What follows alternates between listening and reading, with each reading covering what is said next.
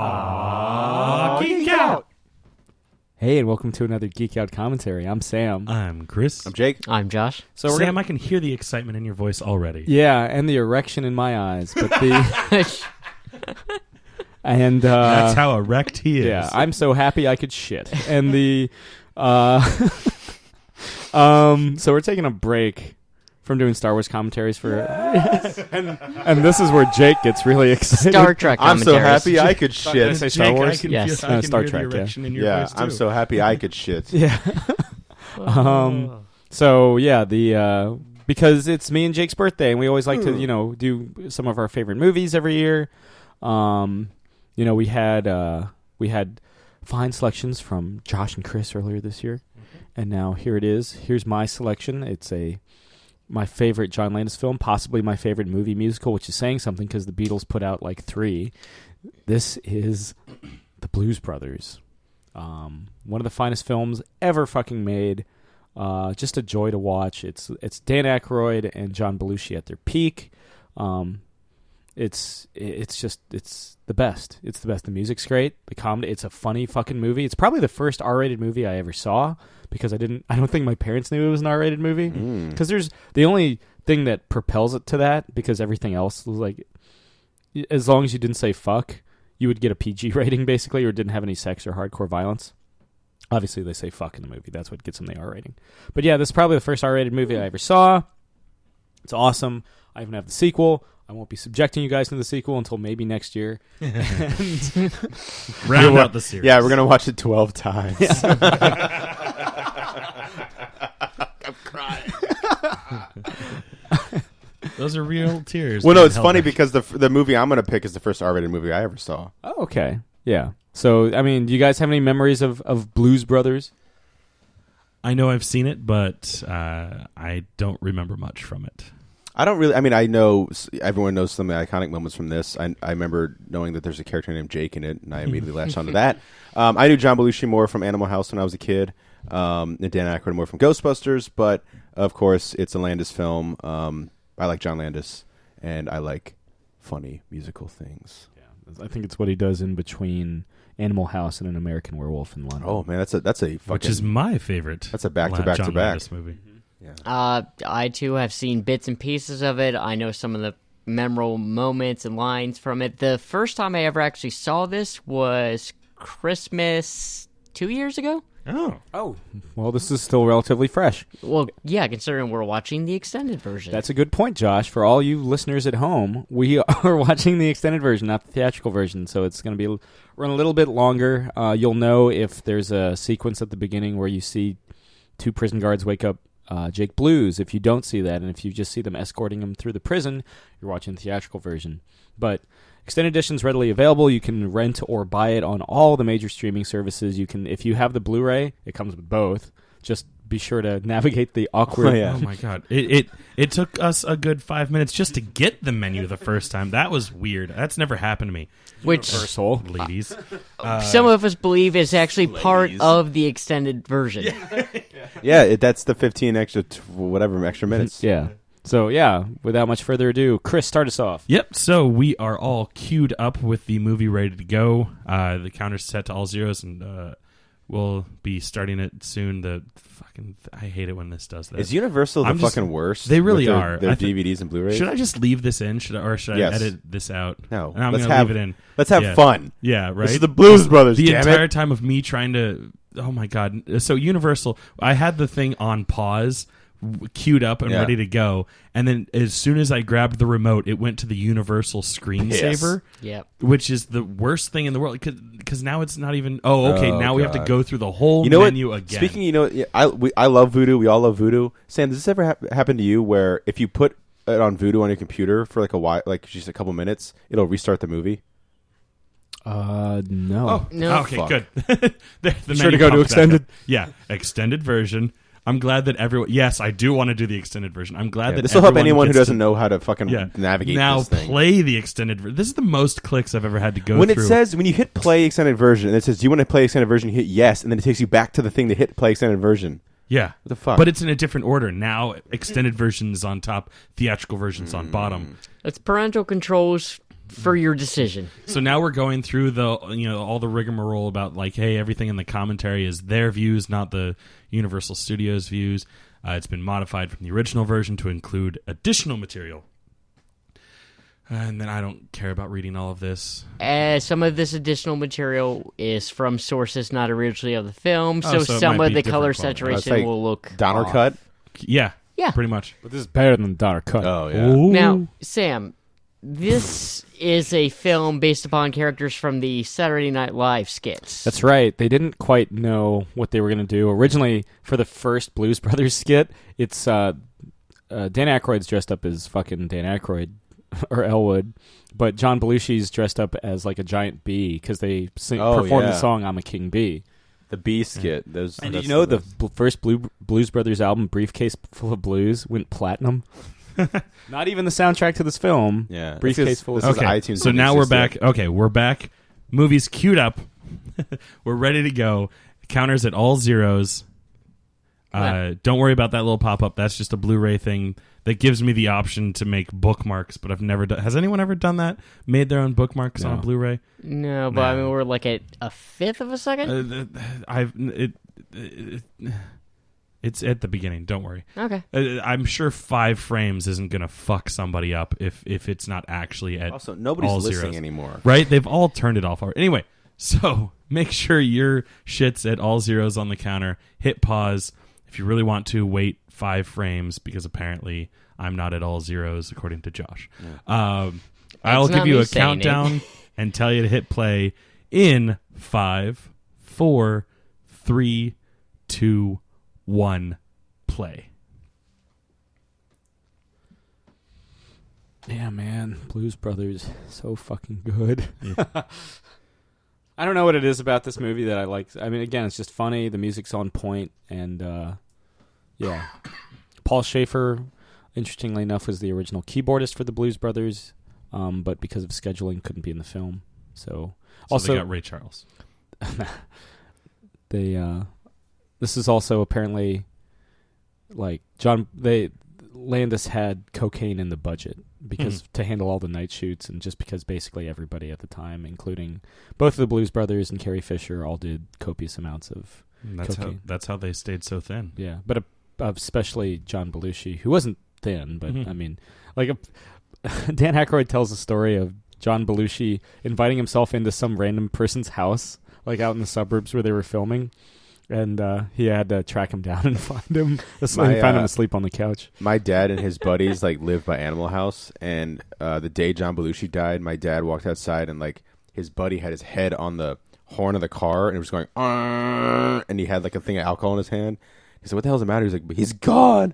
Fucking Belushi's gone." That was their guy. Yeah.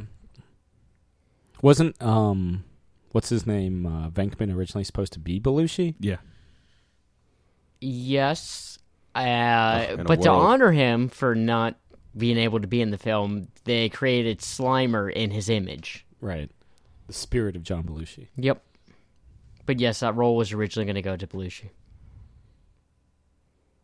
So yeah, normally here it just cuts to them after this little montage of them walking through the halls of this prison. But now you get them waking up John Belushi's Jake Blues.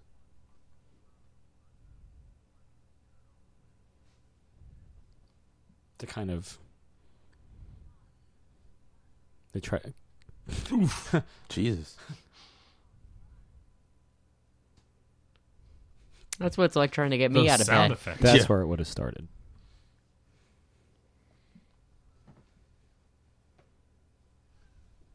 Belushi was a big heavy metal and punk rock guy, and he hated discos, which they kind of allude to in the film, and it was Aykroyd that got him turned on to the blues during their SNL time. Also, it's the first script that Dan Aykroyd ever wrote. He said it was the size of a phone book. It was over 300 pages. Deborah Nadelman is the mother of Max Landis because she's married to John Landis. Keeping it all in the family. And Max Landis cameos in Blues Brothers 2000. Kind of like how Harley Quinn Smith cameos in Clerks 2.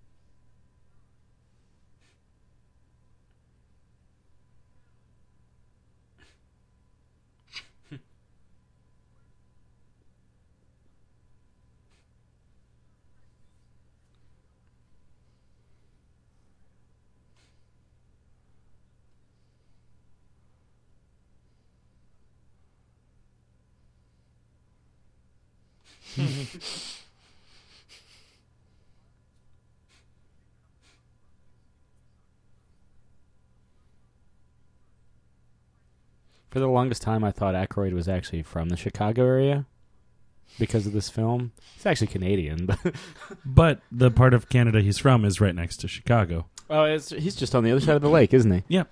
That's how I got in the That's second why. city. That's why he loves Chicago so much, and why in Ghostbusters 2, when they're arguing over what kind of food to have, the guy's like, "Pizza, you want deep dish?" And he's like, "Chicago."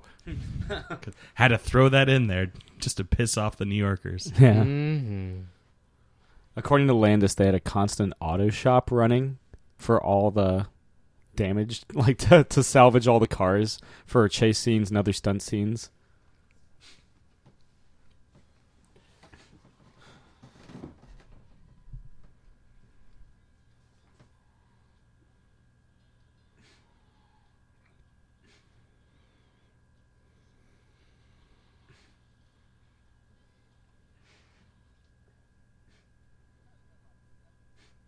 I like how the gates are up on that side.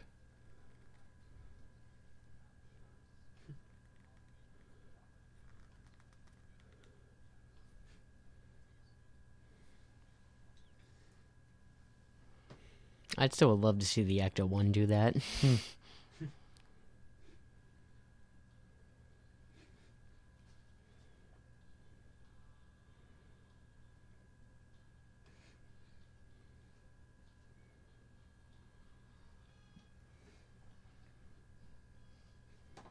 Anybody here actually ever been to Chicago? I've been to their Yes. airport. Yeah, just the airport. I have. I've spent a couple days in Chicago. I was there for like a weekend with my parents once, and then I was there visiting a friend a couple years ago. Yeah, I was there visiting with my mom a few days. It was cold. It was windy. There was a shitload of construction, and I saw the Blue Man Group there. Cool. I saw the Blue Man Group in Boston. I think I don't remember where, but I know it's just a movie. But could you actually drive around in an old police car like that? Like Yeah. legally, you could. Yeah. Okay. Yeah, oh god, yeah. Yeah, no. When I worked at a auto Oh shop, God, yeah. Doy. Yeah. When I worked at an auto shop, we used to have guys that came in with decommissioned cop cars like that. Oh, okay. I didn't know- you yeah, I gotta- didn't know- You yeah, gotta it's scratch off the, or usually they'll Yeah, well, I mean, Before like, I they put it up figured, for sale, like, they'll the take model, yes, but, like, having, like, the star, like, a sheriff's star and, like, to serve and protect and all that stuff Yeah. still written on it, or, like, the color scheme, I think that would be, like, even if you didn't mean to, still considered, like, impersonating impersonating a police officer, yeah. I think the only thing they like actually get you for is like if you have like the sirens and lights. That's fair. That's a terrifying crucifix. This is the orphanage they're in now, right? Yeah, it's a terrifying orphanage. It's like a Tim Burton orphanage. Remember, after this, he does An American Werewolf in London. That's a beautiful canted shot there. Yeah. The Nun is scarier.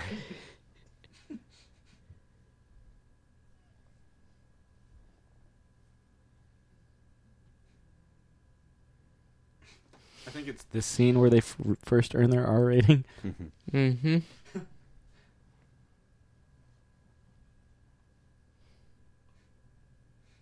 Although, to be fair, they go swinging for the fences with this thing. And she goes swinging for them. Yes, she does.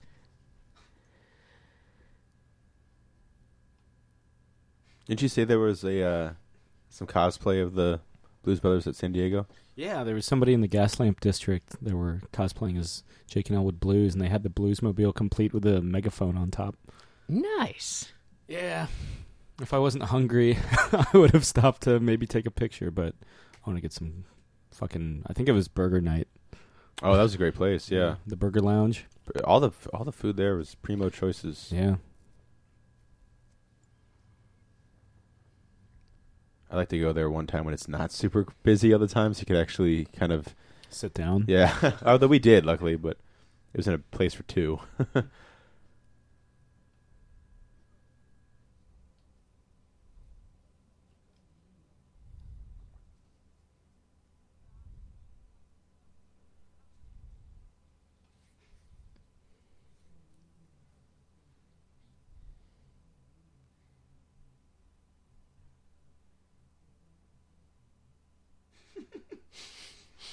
Nobody wants to go to Korea.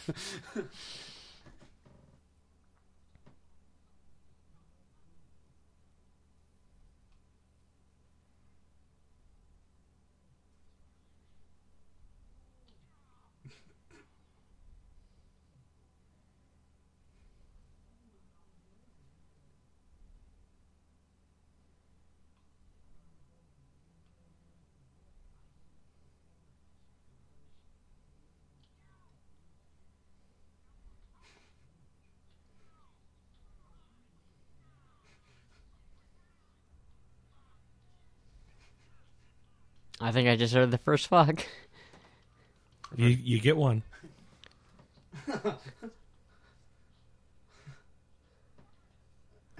There's the second.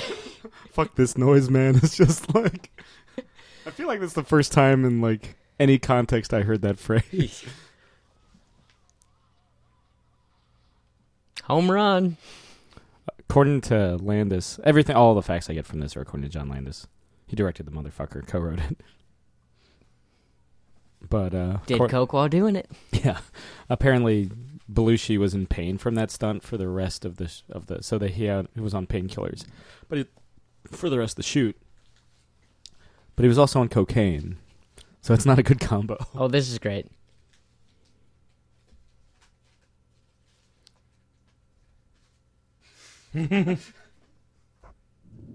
I make reference to like someone Fucking floating out of a room dimes. like that all the fucking time.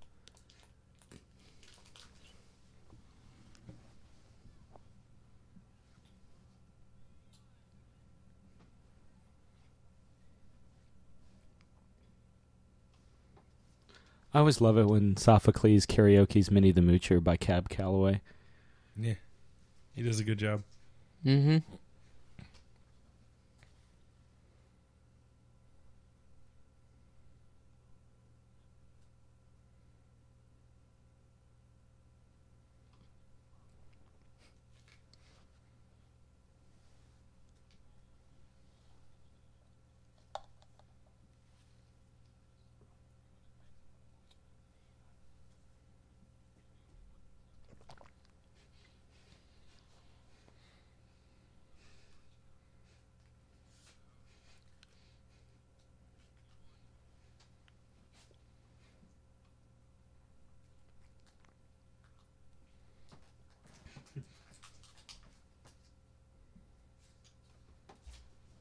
I feel like Reverend Cleophas would be a good band name. Yeah.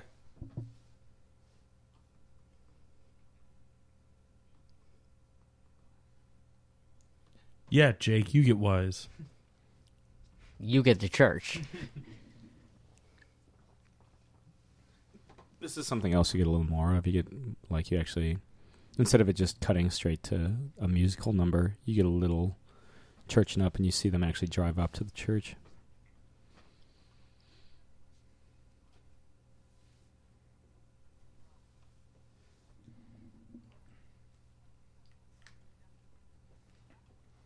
Sam, how have you not cosplayed as one of the Blues Brothers? It's like the easiest shit in the world. You need two. Hello, my name's Jake. I guess I'm Elwood. Which means you have to write Jake and draw a cross and a rosary on your... I do have 4 knuckles. Yeah. And I'll write Elwood across mine. And have, what, $23.17 in our pocket at all times? Or as I would, at least. Yeah. Is that what it was? 105 miles to Chicago. It's half-pack cigarettes, full tank gas. It's dark. And we're wearing sunglasses. Hit it. I actually saw James Brown at the Verizon Center. Oh, wow. For some reason, remember when DC 101 used to have HFS 99.1 used to have HFSmas? Yes. Oh God, I missed that. For some reason he was on the bill at the 2002 HFSmas. So I saw him. That wasn't the last one, was it? Yeah. No, the last one was 2004, I think. Yeah. Because they shut down in early 2005. Yeah. I miss HF Festival more. Oh yeah, yeah. That was the big marquee one.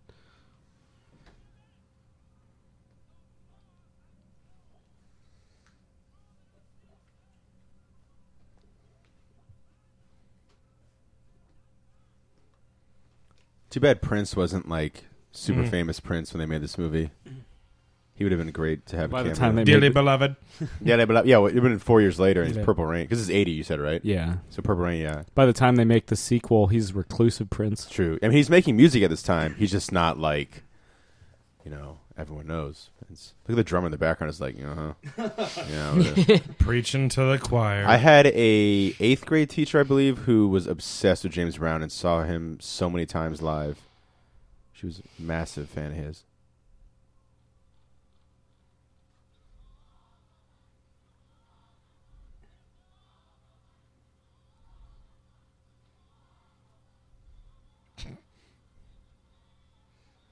This movie's fucking, 36 years old?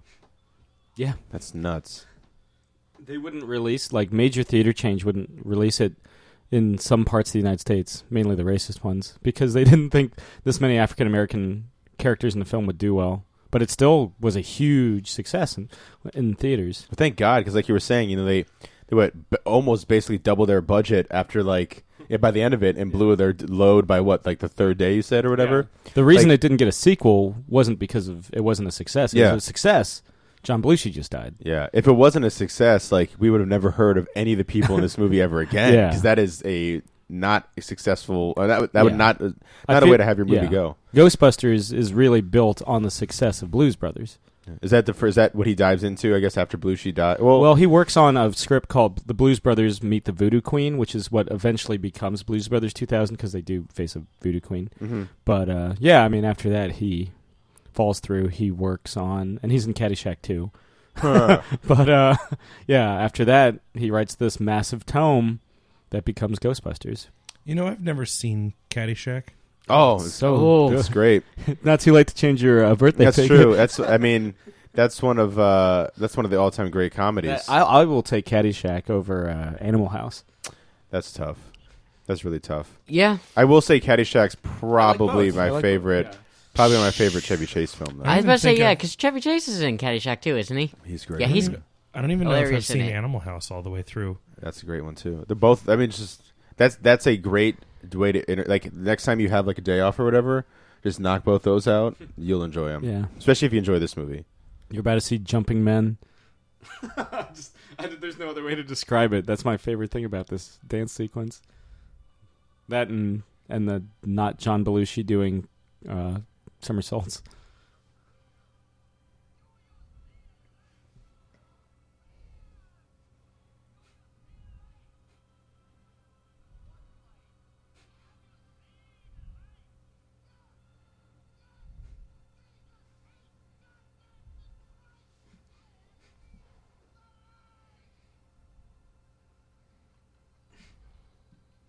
I believe that's called tumbling. Is it? I don't even fucking know. Man, then Tumblr's doing it wrong. Yeah. Well, they just got bought by Verizon, so. Well, Yahoo got bought by Verizon, and Yahoo owns Tumblr. Yeah. Accurate statement. That was edited so well for Belushi had to fly into the scene just like the guy, the stuntman did. I think he can do one or two. He just can't do it all the way up and Well, down. yeah. Yeah. Especially if he's, I don't know when they filmed this compared to that stunt, but being on cocaine. I think a third of Okay. the Hurt by cocaine them, went to making that scene edit possible. Aykroyd just takes it easier. He just does the Yeah. whatever that is. That's like my go-to dance move right there. Yeah. All he has to It's start like the- doing is the pointing at the ground, and then he's got my dance move down. For a second there, it was like the Charlie Brown shuffle, where lowers the hands, raises the hands. Now he's doing Fat Man jumping jacks. Whoa. I love how high they soar after a while.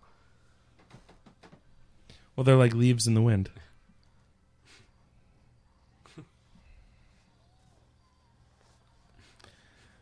One of these days, I want to.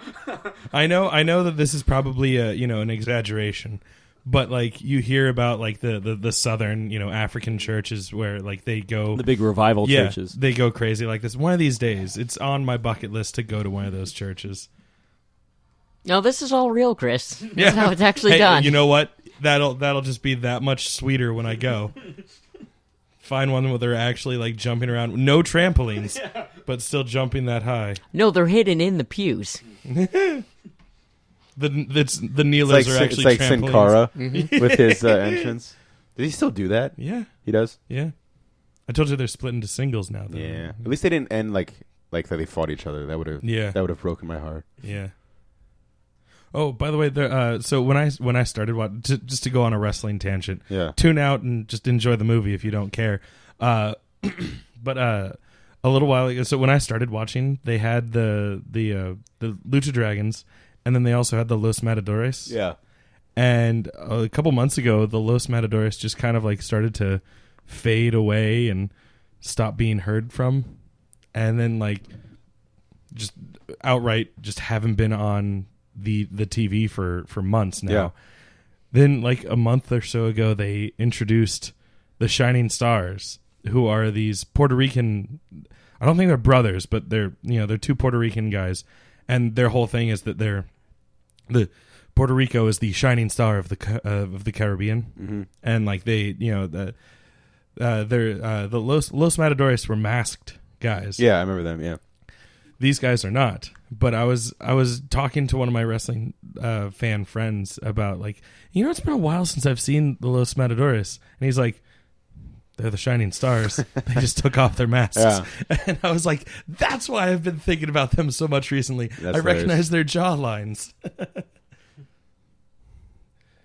Now you can continue listening to us, because that's all. That's it for Nolan's Wrestling Corner. Cop on the left plays what's his name? The guy that replaces Deep Throat on the X-Files. Yep. Ooh. Oh, Mr. X. Yes. Yes. Mr. X. Very simply. Yeah. Oh yeah, that's totally him. Yeah. He's great in this movie. Yeah, it's not. This isn't the only time you see him. Yeah. Oh, nice. Our left or stage left? The driver or the passenger? The Passenger. Okay.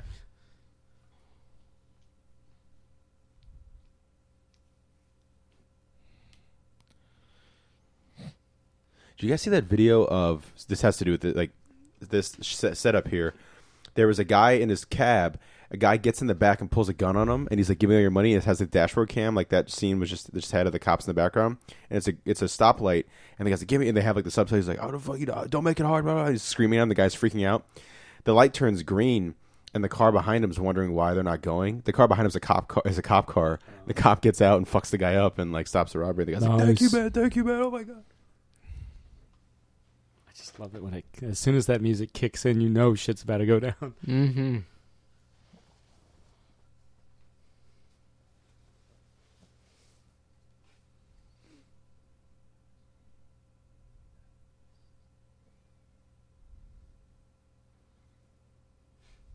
Hey, it's just like Terminator 2. Yeah. See, I gonna. Damn.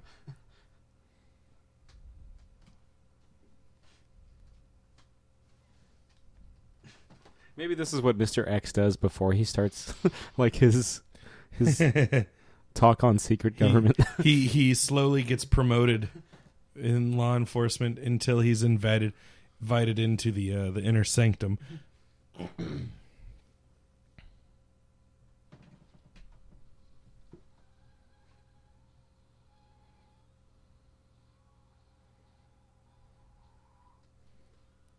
Wrong side. He already broke the law. He doesn't give a shit anymore. I don't think, that's not under consideration.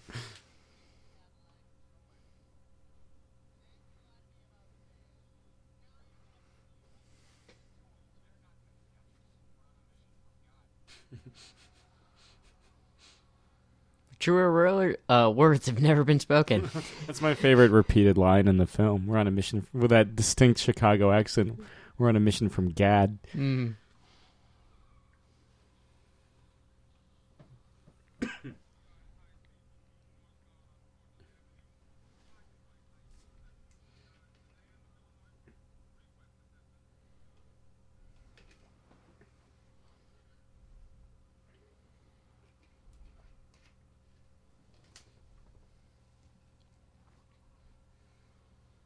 Oh, don't they like drive through the mall?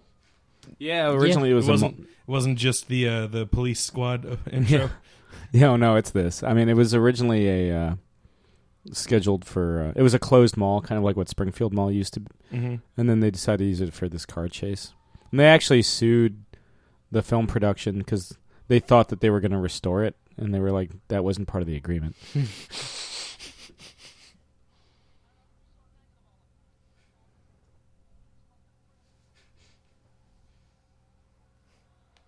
Yeah, don't be like me.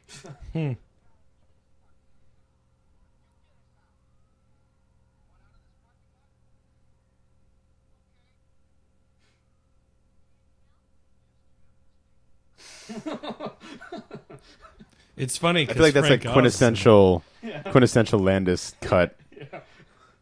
Oh yeah. Frank Oz and Miss Piggy. Yeah.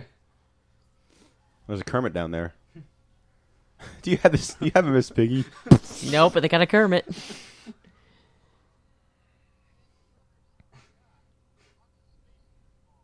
Oh, nice place you got here. Lots of space.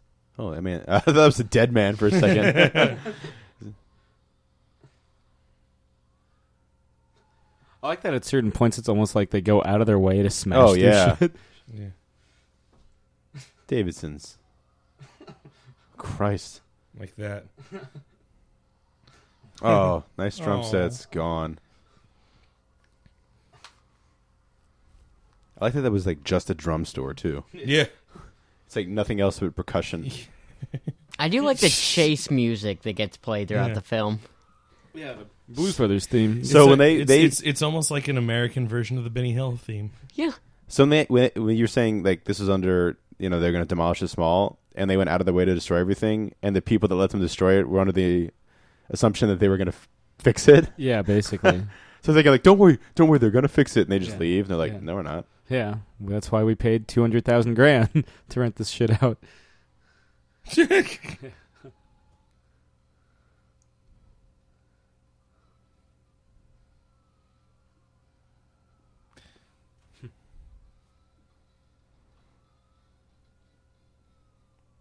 I think the cop car that goes upside down, one of the cops is John Landis, if I remember correctly. He's just saying random shit. Wow, that logo has changed a lot over the years. Most do. So is the store. No, it's still all wicker. Yeah, that's definitely John Landis. Yeah. Like the guy in Goldeneye. Oh, yeah. The one with the stash, right? Yeah. Yeah. Toys R Us. That logo Never hasn't really changed. No. Nope. Trying his damnedest to hide his face. Ooh. Oof. He Cornflakes. ran into the camera. It's pretty much a lose-lose from there.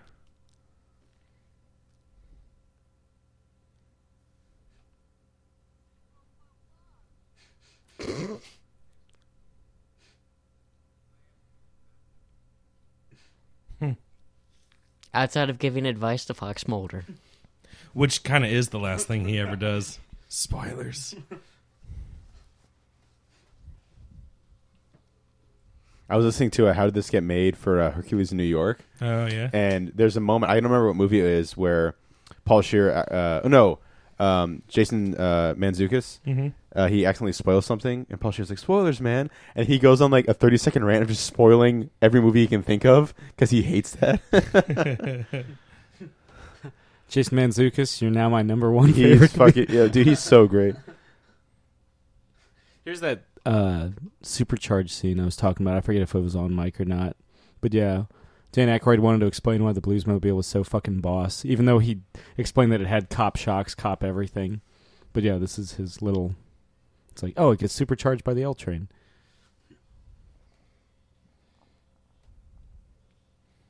What's funny is that was off mic. And what's funny was when you first said it, I was like, oh, fuck the L train or whatever it was.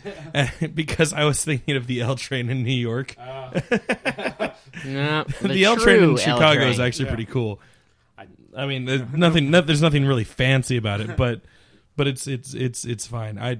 The L train in New York is terrible because it's like the only train that you can really use to get from like Brooklyn to Manhattan. I mean, yeah, there's the JZ train and there's the M, but like One's L because of its lettering, the other's L because it's elevated. yeah.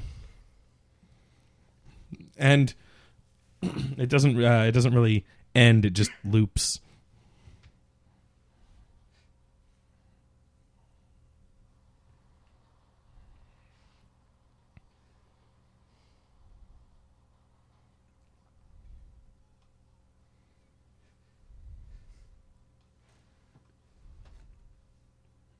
Dan Aykroyd had started dating Carrie Fisher after meeting her on the set of SNL. And they actually became engaged during the production of this film, but she broke it off at the last minute to get back with Paul Simon, who she married. And then later went on to record You Can Call Me Al. So she'd be filming Empire or done with Empire at this point? Empire is the movie that keeps Blues Brothers from topping the box office in 1980. Okay. Yeah, it came out the same year. Yeah. The fuck? She's got a beef with this entire film. And unprecedented access to ordnance. Military-grade weapons. I mean, when you're leading the rebellion. Yeah, it's true.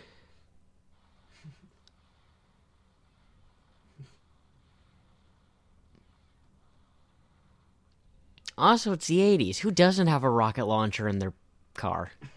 Rocket Launcher. It's a Metal Slug reference. Rocket Launcher. Great game. Isn't that one weapon you have where it's just like a rat on like a fucking like roller skate and it just blows up?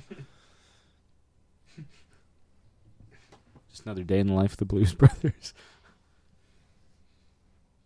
I like how transients were welcome at that hotel. I like how it was a hotel for men only.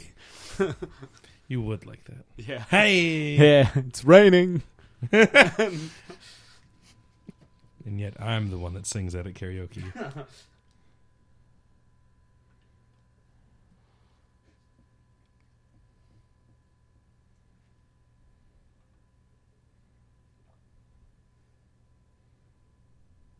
Please don't loaf at desk.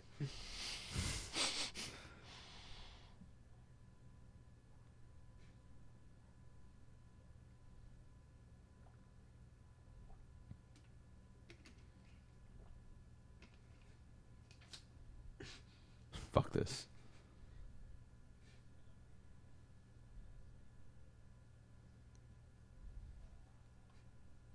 It's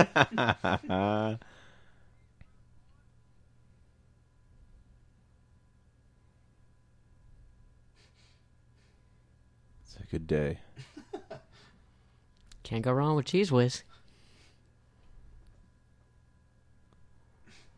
How many apartments did you live in New York City that were basically this? Actually, that bad, only one. The one that you never saw. That's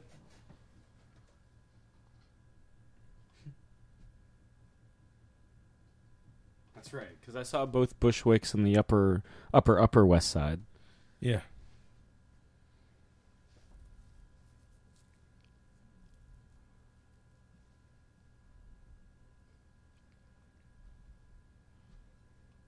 But this was about the size of my bedroom in the last apartment that I was in. It's the life, man. Yeah. It wasn't that bad. I spent most of my time in the common room. Yeah. The only time I'm in my bedroom is when I'm laying pipe. Yeah.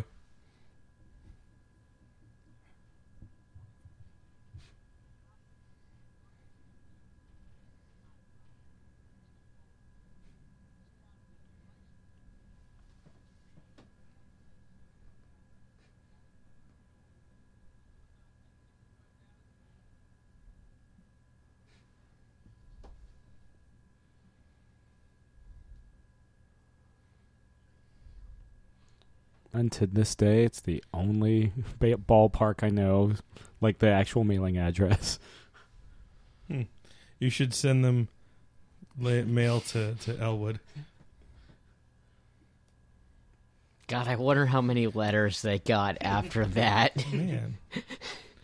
You know, you were saying before we started recording, like that it wasn't until after the engagement with Carrie Fisher ended that he like plumped up, and like now that he doesn't have his jacket on, you're right. Like I've never seen him this thin, and like which isn't to say like in Ghostbusters and whatnot he's like fat, but damn, he is tiny right there. He's what, like about 28 at this point? Mm-hmm. He's younger than us in this film, but looks so much older than us. Well, that's not hard to do when you compare it to me. We're now older than this character will ever be. Oh. No, there's Blues Brothers 2000. That's true. That's true.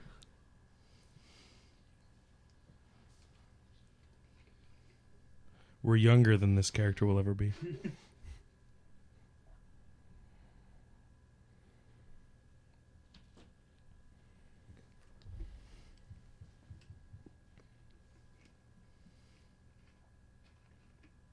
I've slept with a blanket like that. It is not comfortable.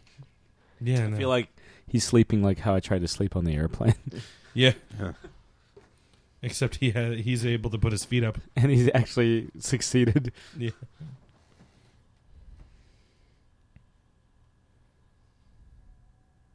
She is punctual, if anything.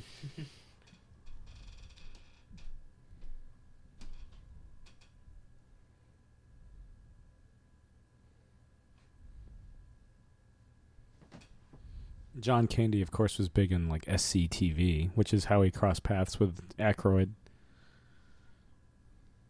So he's doing Stream Second close-up. City TV at this point? I feel like that comes a little later, Yeah, I feel like that's like mid 80s. but I could be wrong. Second City TV was a big thing. Hmm. Like Second City was more of like a live show, and then they got a TV thing in the mid 80s. Yeah, and of course he works with Chevy Chase on the first Vacation film. Right.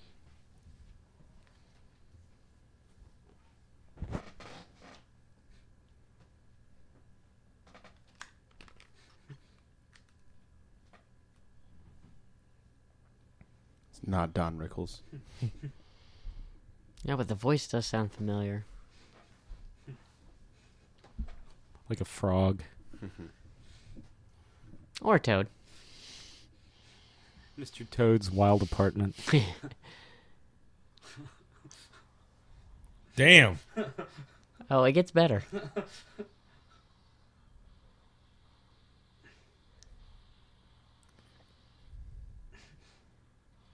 It's just the look of, did I get him?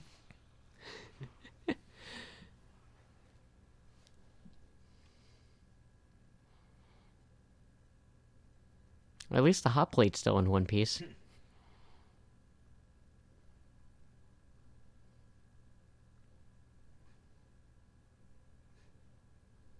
Oh, Wonder Bread.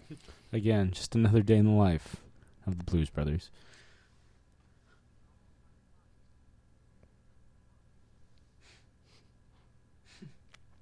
Well, I've either taken that or, hey, McDonald's is still serving breakfast.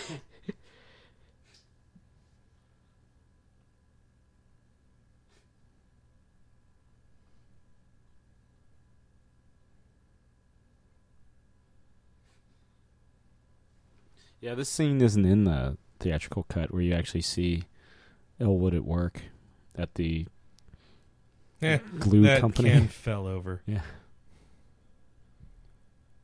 It's holding up the line because of it. And she ain't doing shit.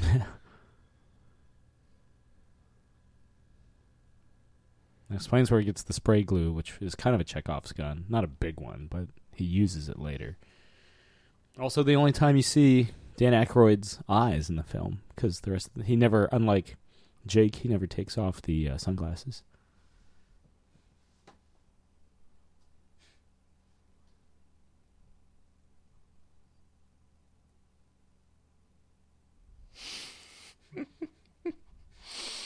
I'm going to use that excuse one of these days.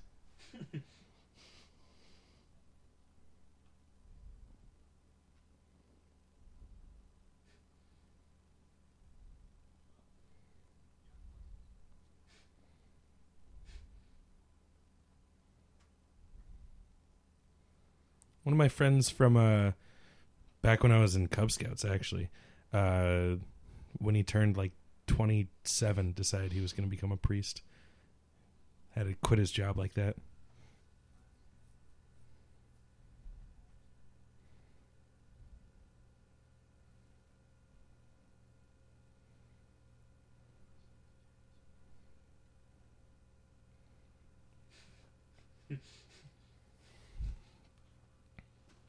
I like how they kind of structure this scene like an episode of Dragnet. Which Dan Aykroyd was in, right? The movie, I guess right? so, yeah. With Tom Hanks. That's right. I forgot about that. I still haven't seen that. I just know that he's in it. That's a little more of a deep cut. I mean, it's fine. It's a fine film. Yeah. I'm just saying that isn't like one of the big 80s comedy bastions, you know? Yeah. God, was that an easy 80s one or was that a 90s? 80s. 80s? Okay. TV show was first, though, right? Yeah, oh gosh. And it was a serious show. Yep. Yeah, in the 60s and early 70s. Yeah, I remember seeing that on Nick at Night. Quentin?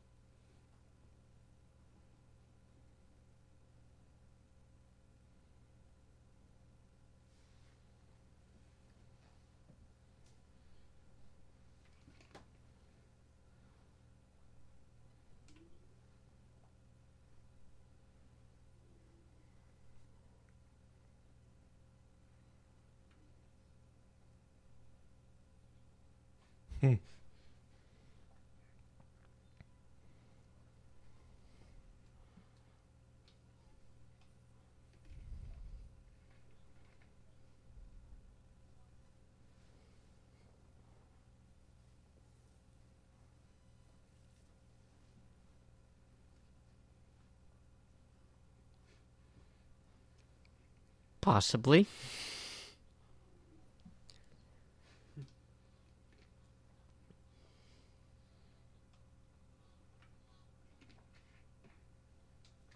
Yeah. Murph is the guy that replaces Paul Schaefer. Is there a Holiday Inn of Europe? I've seen Holiday Inns in Europe. I don't know if they advertise themselves as such. I don't remember.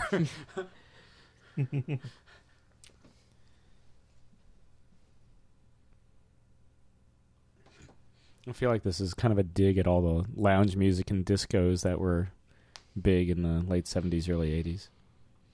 Because, again, Belushi hated that shit. That's why he was into heavy metal and punk. I can't even stand this. I don't even know what he's singing about. It's typical love song stuff. Anyone here translate? Something about I think it's the tale of King Arthur, I believe. Legend of the Sword. Yeah. How he was raised on the tough streets? It's actually the plot of The Thing. Oh, duh, of course.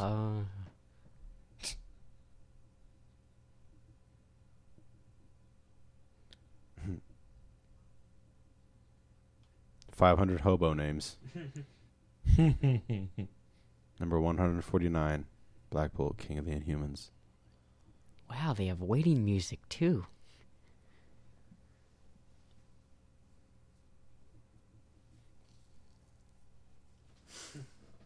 Straight to the point, I like it. You know?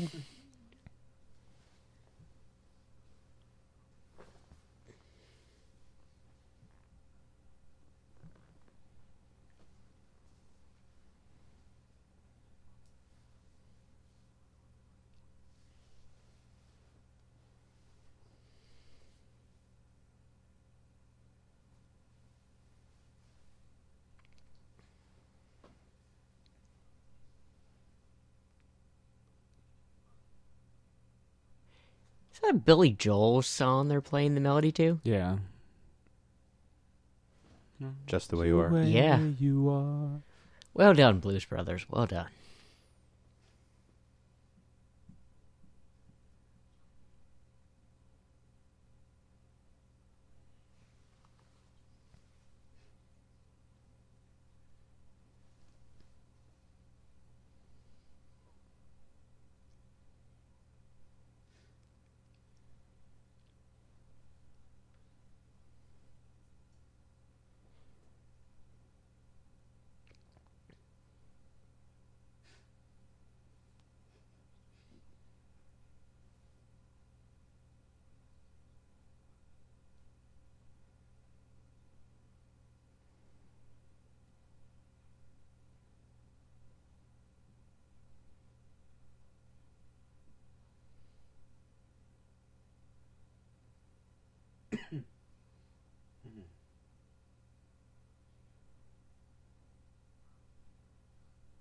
Oh, are you?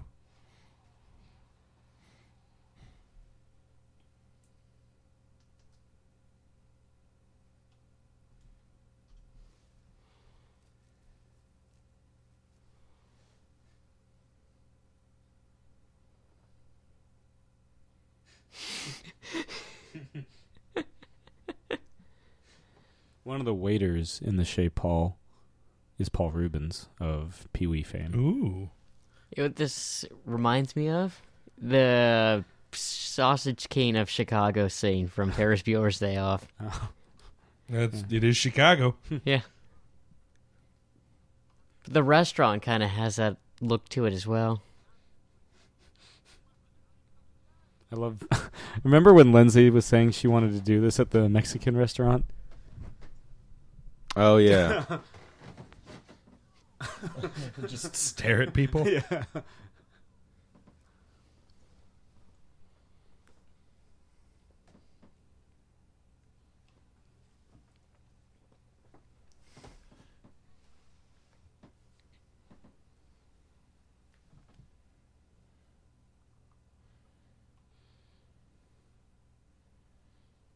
God, it looks like Frank Zappa.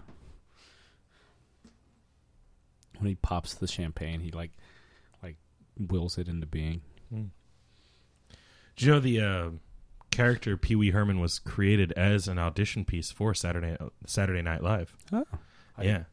Clearly did not make it onto the show, and he ended up just somehow working it into its own live show. Oh, hey, there he is. Yeah. Actually, this might be around that time.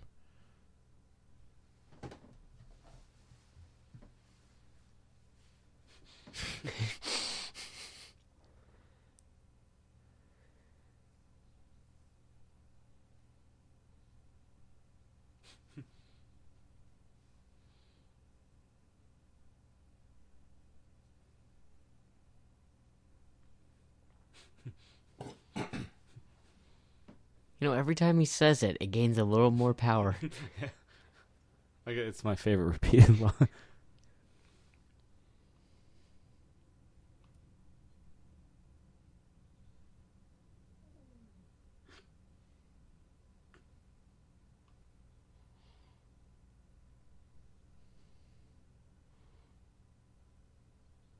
I'd love to see you two put on this performance at Comic-Con at a restaurant, cosplaying as these two.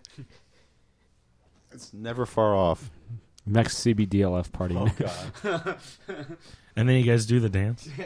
Shit, then I definitely have to go again next year. This guy when he pops the champagne, like what is it? Just It's like magic. And the cork is gone.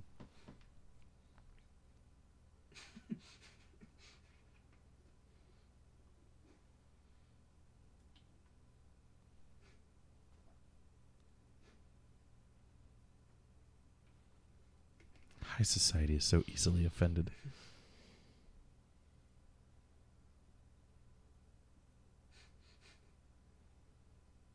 Or amused.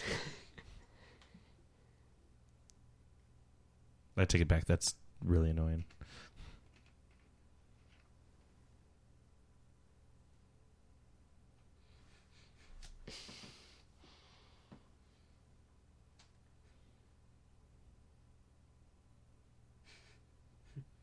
But that is a neat trick. Mm-hmm.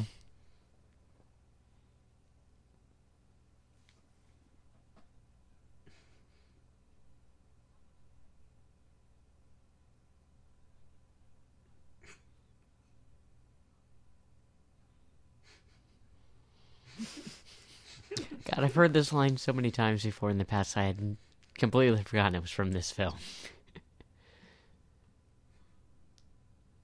It's like the cafeteria scene in Animal House. See if you can guess what I am now. I'm a zit. Get it?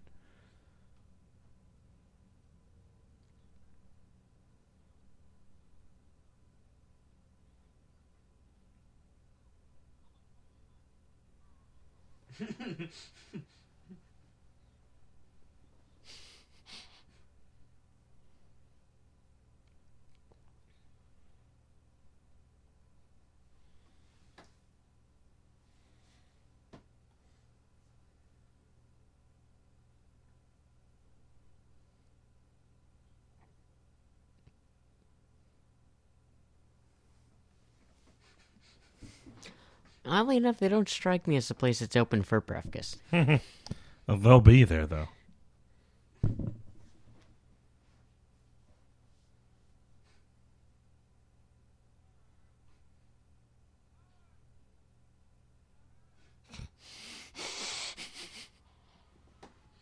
This scene was written in because of what Dan Aykroyd and John Landis were kind of scared seeing happening in middle America at the time, because it really was the beginning of the neo-Nazi movement. Yeah, I gotta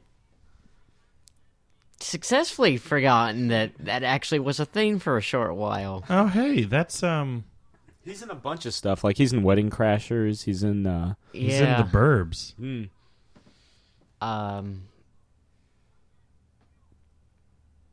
Yeah, he's a character actor, right? Yeah. I can't recall his name. What you gonna do about it? IMDb it. That's what I'm doing right now. But he's played a good guy a few times too. Yeah, I mean he's the priest in Wedding Crashers. Yeah.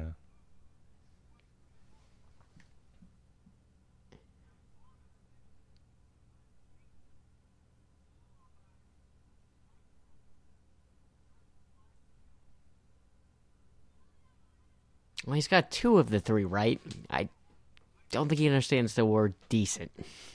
Henry Gibson.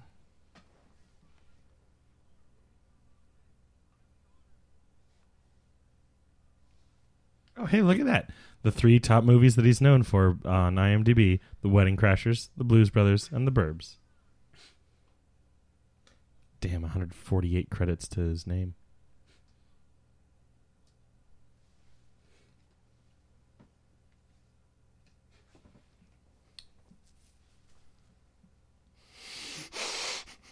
I can simplify that statement. I hate Nazis.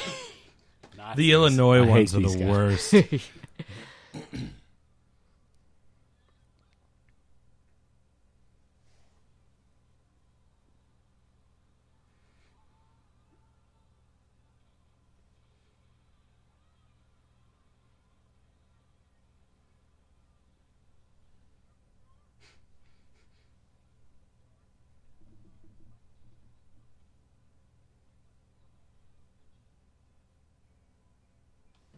There was another subplot that they would be also pursued by the KKK, but they were like, Nazis basically cover it. Let's just have them. But I think, if I remember correctly, it's been a while since I've seen it, but one of the people that chase him in Blues Brothers 2000 is the KKK, in addition to the Russian mob. That's John Lee Hooker, man. Blues legend. One of the reasons they want to get this movie made is because they're like, well, all these guys are still alive. Let's do it while we can. I don't remember this scene. It's a little longer than it is in the theatrical version. You can tell some of the shots look a little washed out. Yeah. Those are the ones that are added in. Oh, go back to that grilling. We just had dinner. I don't care. Sexy looking food is still sexy. It's true.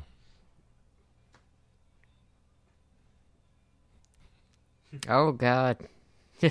The guy leading the Nazi party was in the new original Wonder Woman pilot episode. The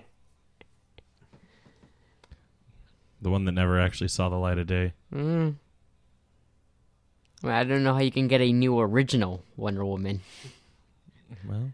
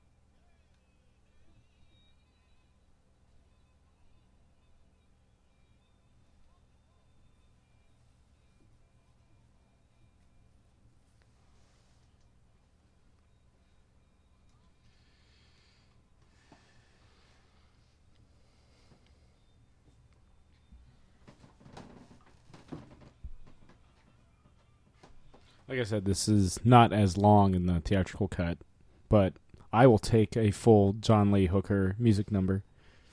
So will the Blues Brothers, too. I mean, it's a fucking hero for the two of them, like both on set and off. A lot of the people, they had to record live because they had trouble lip syncing.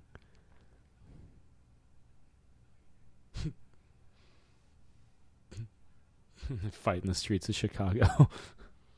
But yeah, in fact, like the Aretha Franklin song that we're about to get was takes from a bunch of attempts at her lip syncing because they couldn't get one full on lip sync performance.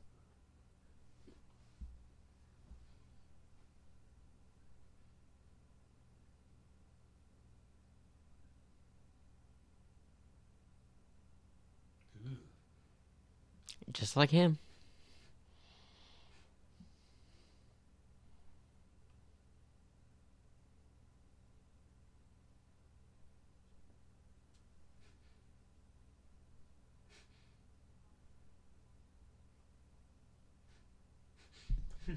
No Coke, only Pepsi.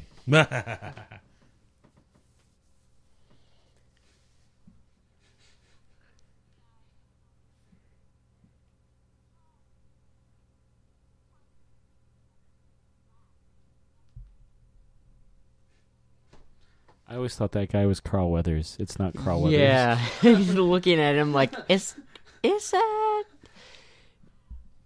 No, it's Matt Guitar Murphy. Yeah. But if he wants to fight Rocky, I wouldn't stop him. Or the Predator. Shit, why not both? Or teach what's his name how to act. Oh, yeah. Tobias. Yeah. Yeah.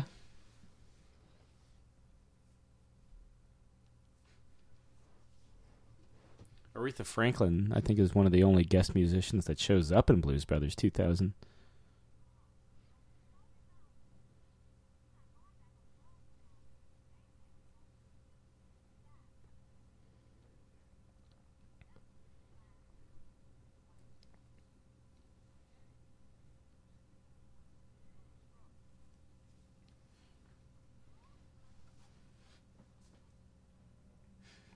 If you ever wanted to see Aretha Franklin say shit.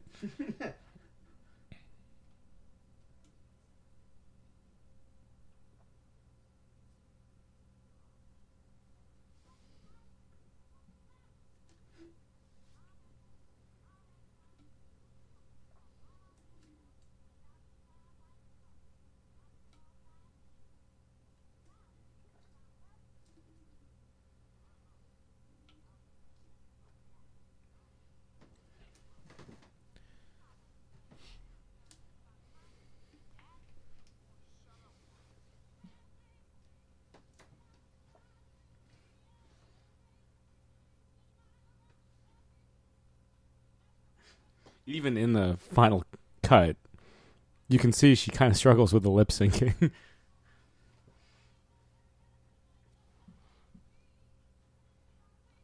That's fine. I'm paying more attention to the music. Yeah. I mean, still one of my favorite fucking movies. I'm just saying. Yeah.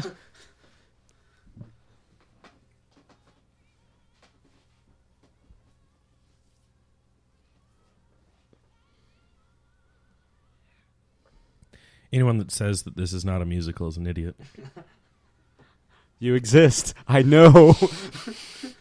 Statistically, I guess there's got to be someone that's dumb enough to think this isn't a musical. Statistically speaking, yes, there has to be at least one idiot. I've gotten quite a few raised eyebrows being like, yeah, it's my favorite musical. Not based on the fact that this is my favorite musical, but based on the fact that I regard it as a musical. Maybe they're confused between the difference between a musical and a jukebox musical. I'm also willing to believe that they probably just haven't, actually seen the motherfucker. Yeah. They might be confused by what a musical is. Well, that's what I was saying. Because this is a jukebox musical, as in it doesn't have original music written, or rather, it's not full of original music. It might have original music, but it's mostly like famous songs. Like Mamma Mia is a jukebox musical. Rock of Ages. Yeah, The Who's Tommy. they're all jukebox musicals because they're popular songs that weren't necessarily a musical or from a musical before they were made into a musical. So is that Moulin like Rouge. subcategory? Because I know there's like the category of musicals. Yeah, no, a jukebox musical is still a musical. Okay. It's just a specification because like The Lion King is a musical. Yeah. The Who's Tommy is a jukebox musical. It's still a musical. Okay. Yeah. American Idiot is a jukebox musical Yeah. Yeah. because it's been The put musical on the stage. came out after Yeah. years after. I was while I was living in New York, I hung out with a couple people that were in the show because they were friends of friends. Still wish we'd gotten that movie. I can go either way, and I'm a big Green Day fan. Yeah. I don't listen to Green Day for the potential film. I wouldn't mind it by any stretch of the imagination. Yeah. Yeah, I'd probably I liked watch all it. the talk that was surrounding what they wanted to do with it, which ended up becoming, I guess, The musical. yeah. Yeah.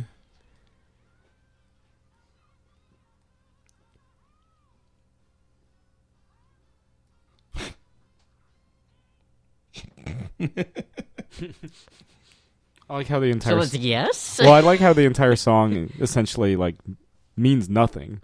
Like Matt Guitar Murphy, after hearing this large impassioned song, just ends up just quitting.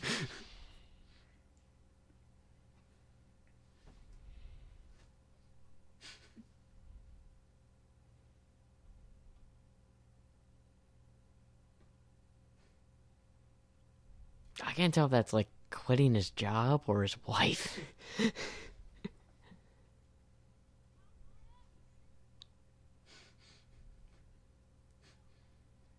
Oh, like he Me needed too, guys, me too. permission. There's still the fight out in the street with John Lee Hooker.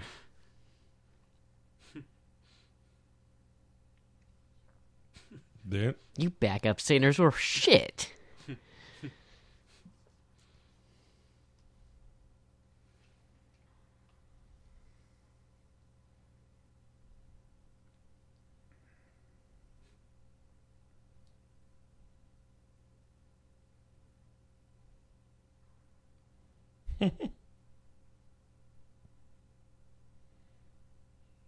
It's quite the user manual. Oh, they weren't kidding around back in those days. It's not just a point and shoot.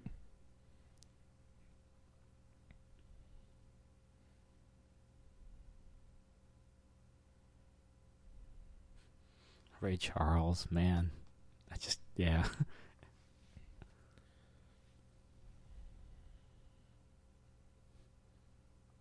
Man, that's a big band. Well, it's a blues, rhythm and blues review, so you've got like one guy on saxophone, guy on drums, bassist, two guitarists. Or is it two guys on saxophone? Either way, you got a big horn section. Keyboards.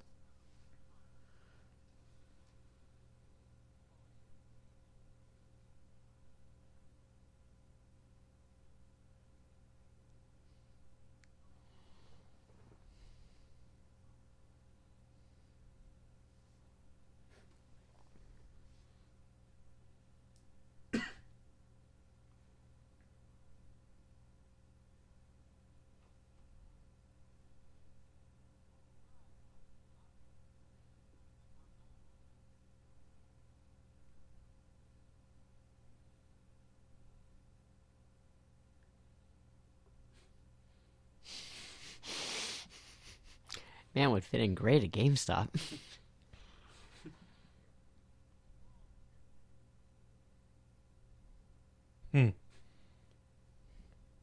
Chicago, man. Yeah, South Chicago.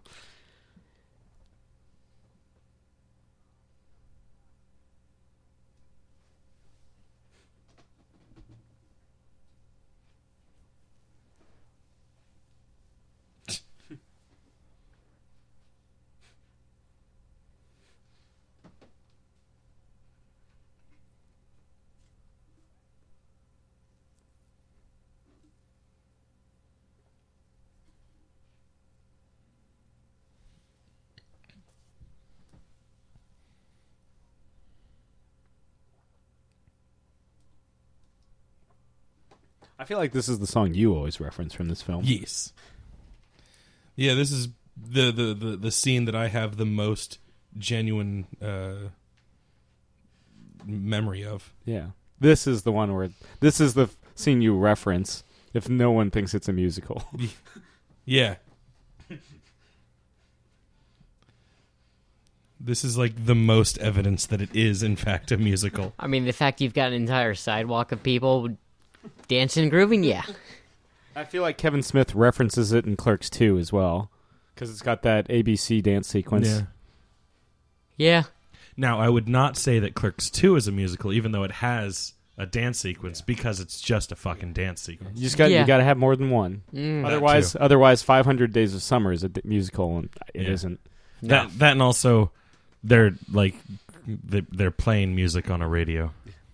It's oh yeah, that's right. She plays it on the tape. It's incidental music. Yeah.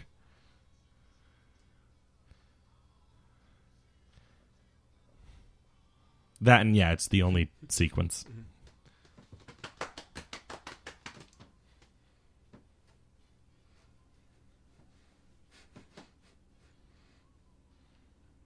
It's just a fucking feel-good movie, man. Yeah. Keyboardist got to do something with Ray on the keys. Okay, so that's 2 sax and a trumpet. Probably an alto sax and or is it a big one? If it's a big one, it's a Barry sax. I didn't look closely enough. Because he's got the regular. I don't think it was that much bigger. And of course, now they're just cutting him off.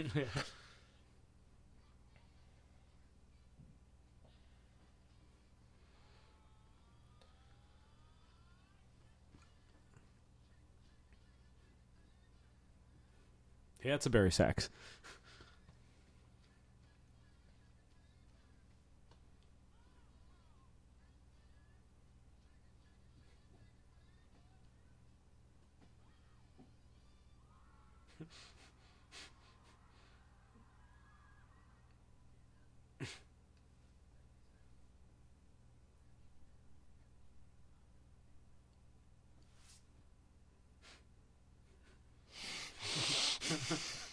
Gee, look at the time. I don't know what you're talking about. This is, Howard Johnson. Wow. Way to date yourself, film. Yeah. Back when they used to have I guess they still serve the ice cream parlors, but they're parts of they're in the actual hotel now.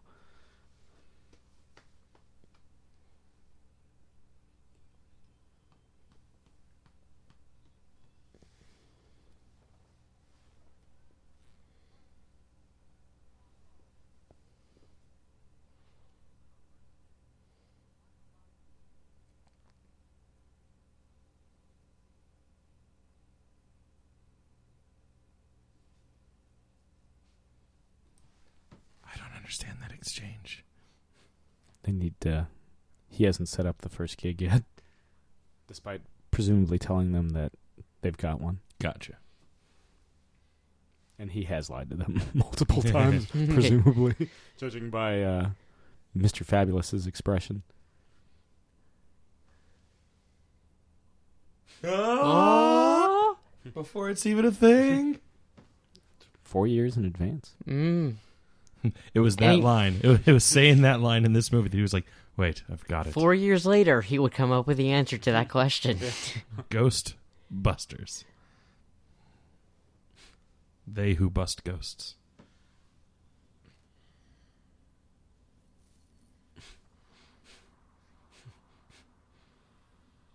Spoiler alert, they're on a bogus journey. Yeah. At a certain point, you think she'd stick around to see if she succeeded.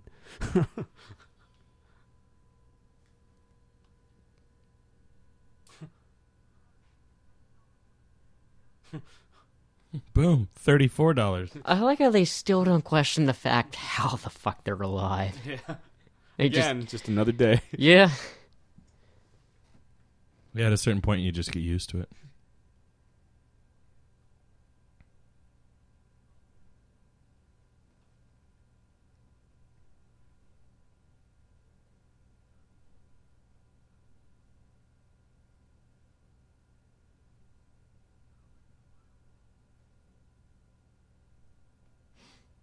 How dare.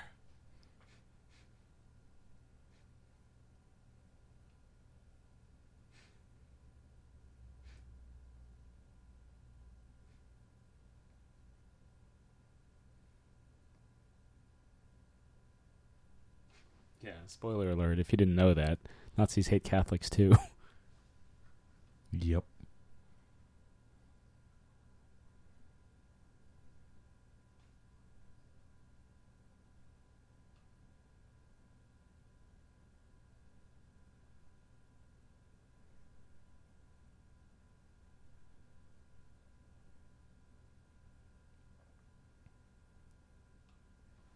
I feel like elements of the KKK being in the Blues Brothers as antagonist are kind of embodied by the rednecks here at Bob's Country Bunker.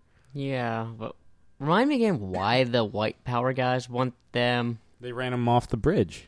Right.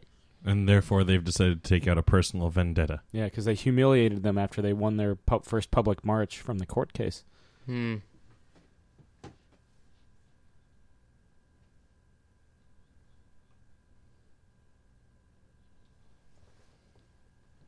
There's a lot of songs that they perform for Bob's Country Bunker, but for this version and the theatrical version, they only do "Stand By Your Man" and the theme from Rawhide.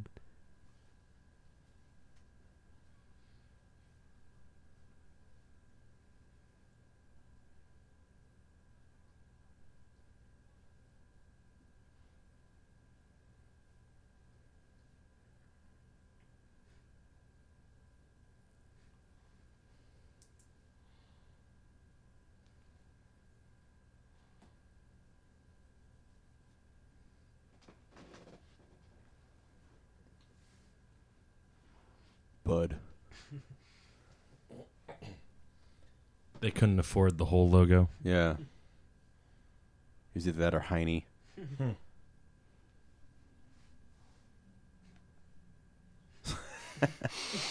If anyone ever offered me pepper steak, that's exactly how to respond. No, thank you, ma'am.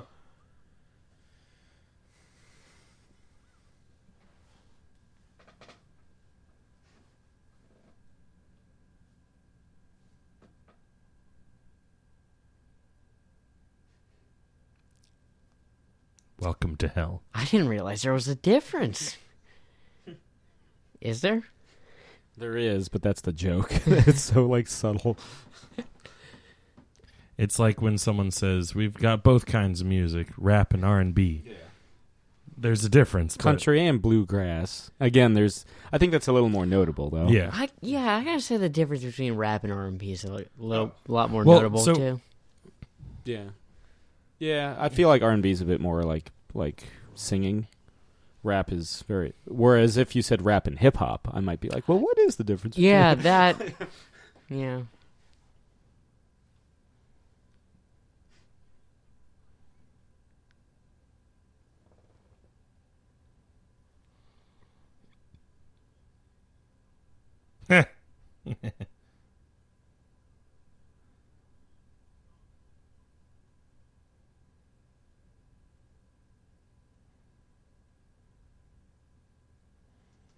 I want to play a show Like at a venue that has a fence blocking the stage from the crowd. Yeah. But at the same time, I don't. It looked like because of this movie. he looked like he looked to the camera like, are you guys serious?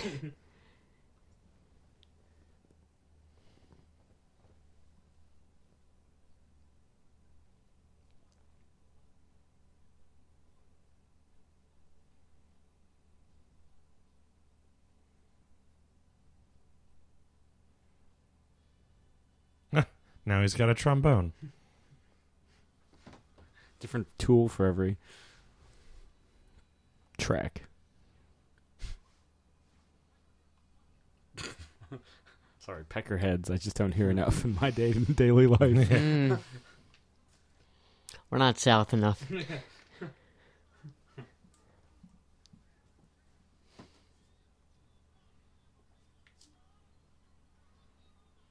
And that's why they have the chicken wire. How many non-country acts do you think come through this place? Well, they got plenty of Western.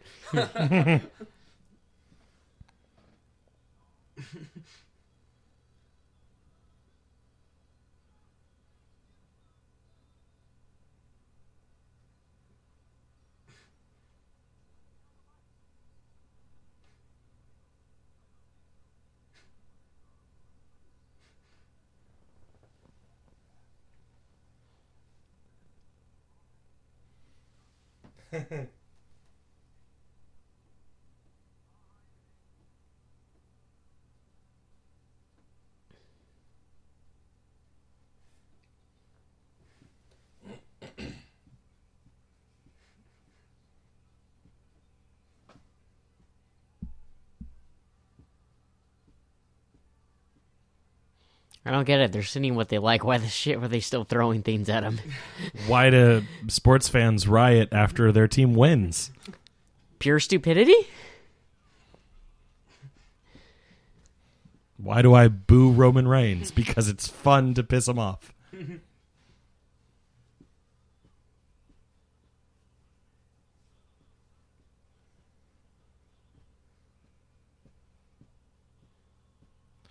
Now, are Aykroyd and Belushi actually singing their parts? I guess they did sing during the SNL skits. They sang during the SNL, the albums they put out, and this film soundtrack, and the album that came out before, Briefcase Full of Blues.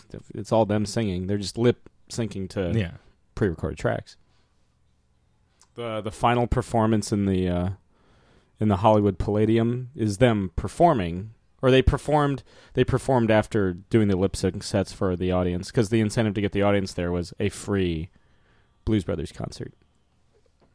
They just had to sit through the film parts. So on the soundtrack, do we get the voiceover, or do we get their actual voices? Probably the voice. Well, I mean, voiceover, it's still them singing. Yeah, it's still them. It's just a pre-recorded track that they're lip syncing to for this, whereas a soundtrack is just the pre-recorded tracks, which again has their voice. So this voiceover work is still them. It's still them. It's just easier to edit if it's a pre-recorded track versus a live track. Huh. I always thought it...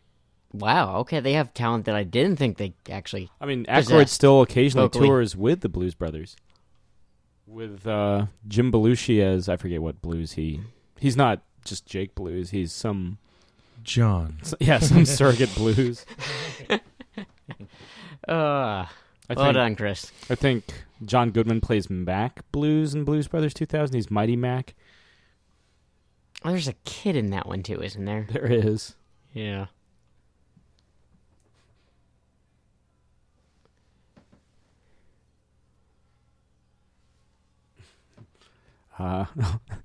The song for me has been forever tainted by Goldeneye. I was about to say, the last time I heard this was in a James Bond film. Who's strangling the cat? She is my mistress. That was Minnie Driver, wasn't it? Yep. Yeah. Minnie Driver. It's funny because she can actually sing. Yeah. Yeah. Well, it's Well, not in that film. it's a sign of a true good singer who can, intentionally sing out of key. As a Russian, no less. Yeah. Or maybe that's her secret. She can't sing an accent.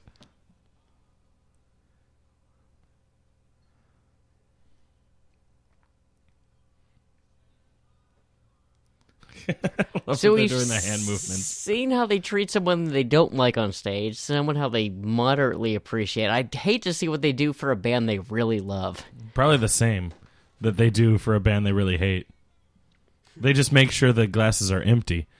Yeah.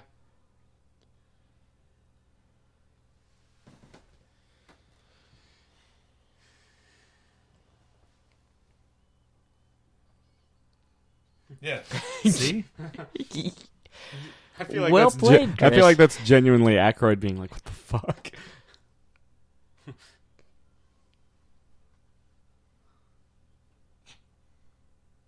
Yeah.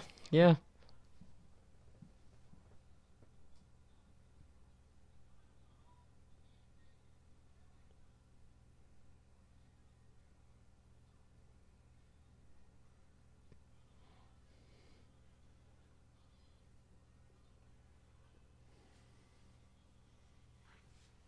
Maybe I'll start a band and we'll just put chicken wire up around the stage for every show that we do. What are you doing? Looking for an excuse to cut her hand.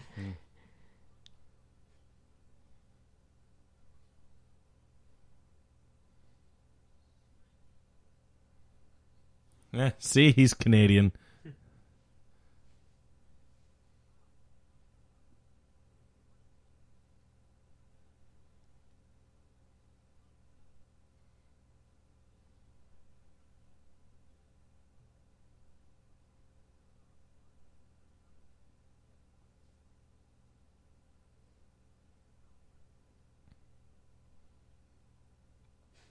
No. No.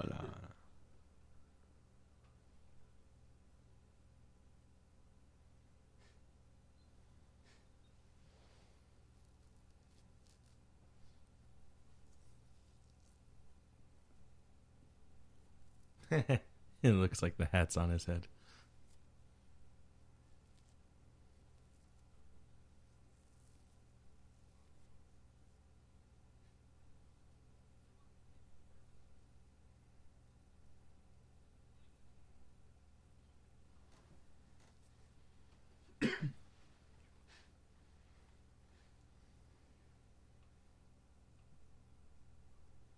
Here's a question. I don't legitimately know the answer to this. Do you consider this a Spinal Tap a musical? No, because Spinal Tap is a quote-unquote documentary. It's more incidental in that case. Yeah. It's a series of performances because they're actually like on stage playing shows. And you don't- It's documentary style. And you get Or- maybe one full song? You usually Something just like get that, like yeah. bits. Yeah, I thought that film was a mockumentary. Yeah.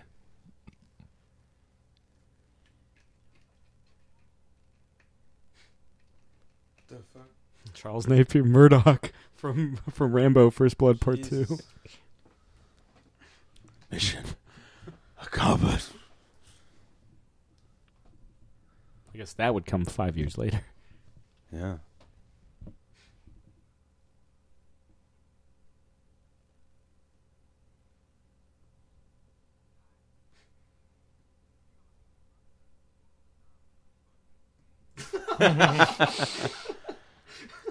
It's what are we at? 5 now? That was we're way over. pretty 20?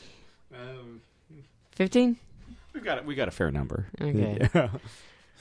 I'll leave it at You're gonna 10. look real funny trying to eat corn on the cob without any fucking teeth. I love that insult.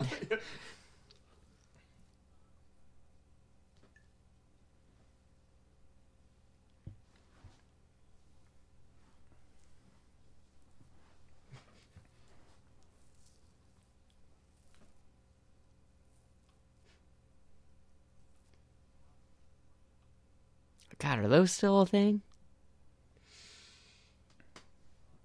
I'm sure you can still get traveler's checks, but you probably, I don't think they're as readily available anymore.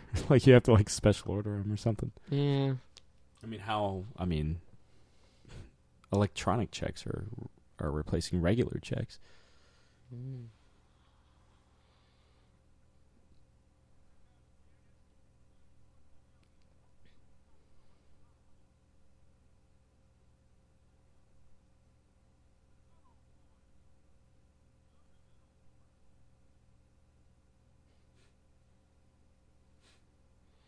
Show up after a bar is closed.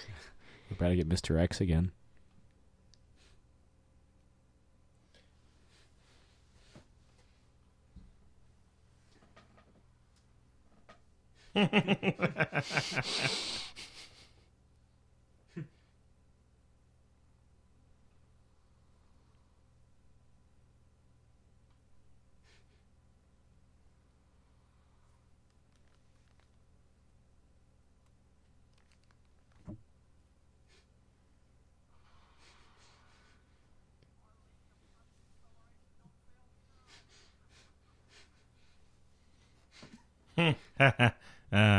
It's a John Landis movie.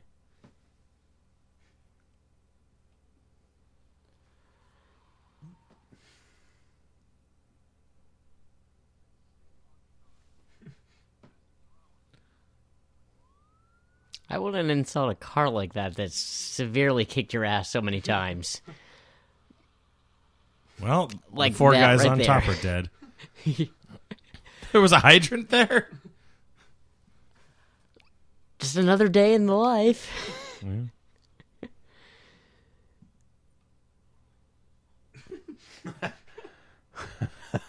Holy shit! Yeah, that's how any sane, normal person would react to the kind of shit that's gone on to the Blues Brothers so far. Yeah. I mean, they basically leave a track of destruction in their wake.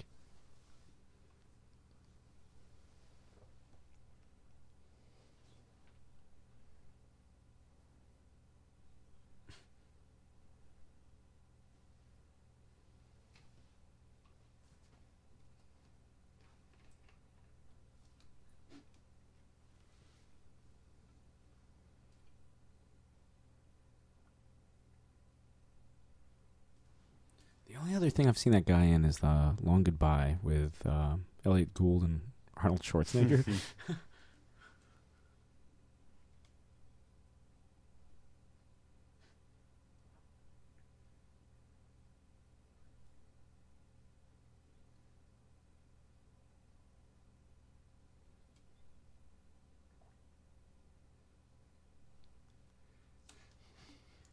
At that point, Lennon's still alive. Only by a couple more months, though.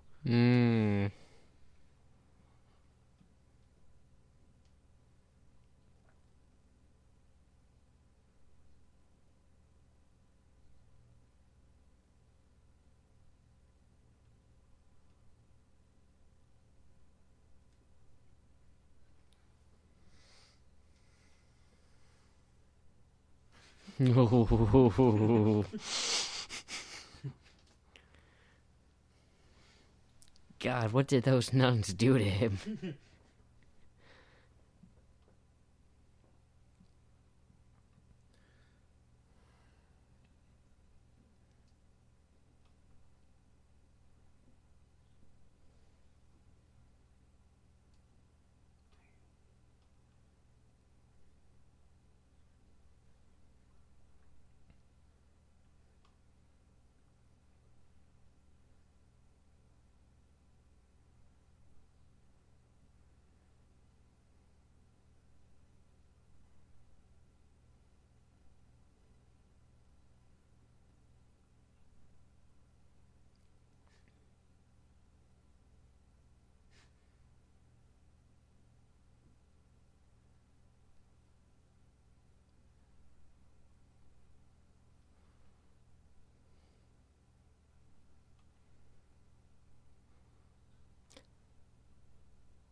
Don't they still have time to get the money?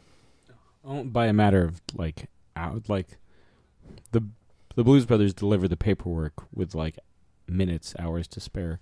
Typical movie magic. Yeah. I just would have figured from a legal standpoint they couldn't actually start vacating the property until They after certainly the wouldn't get time limit. Yeah, they certainly wouldn't get evicted, but I mean, maybe they're just, fucking get stuff out.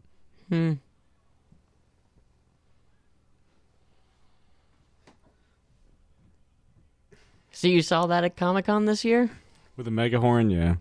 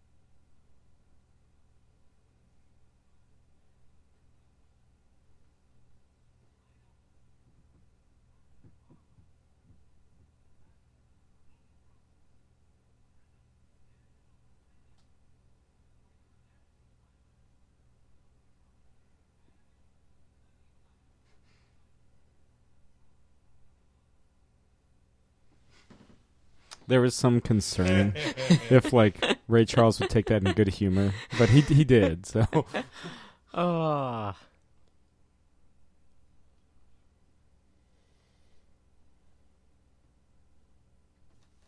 How do they know it's the right night? I don't know, but I'm more interested in Kathy does parties.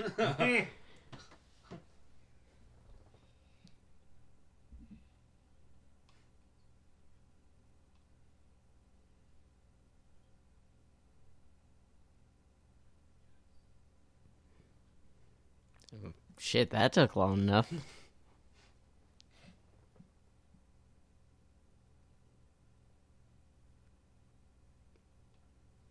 yeah, this is one of those things where the Palace Hotel is actually on the lake, on Lake West Pimani, but the interiors are the L.A. Palladium, which is, I suppose, a trick they later do for Ghostbusters. Yeah.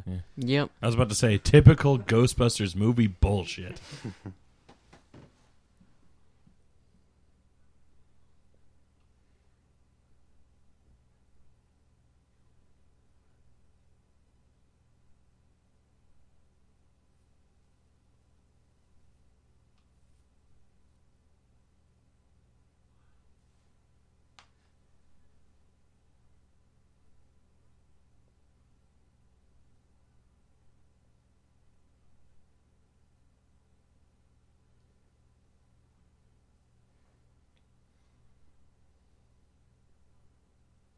Thursdays, man. Never could get the hang of Thursdays. Mm-mm. I like how they still set up anyway. I like how he steals timing belt and Windshield wiper? windshield wipers just because. One's a klepto, always a klepto. This is what you get for having the tanker be late. Also, it's Twiggy, who is on the Pinups album cover with David Bowie, which would be, I guess, 5 years before this. It's the album he did after he does. Was it after Aladdin Sane or before Aladdin Sane? Aladdin Sane was after Ziggy. So he does it after. Yeah, And then after that he does. I think. Yeah.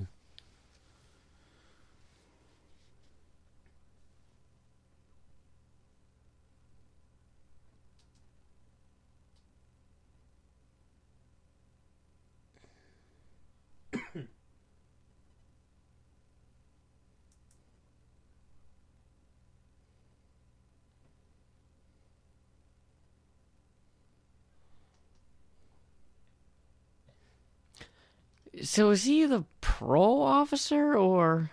Okay.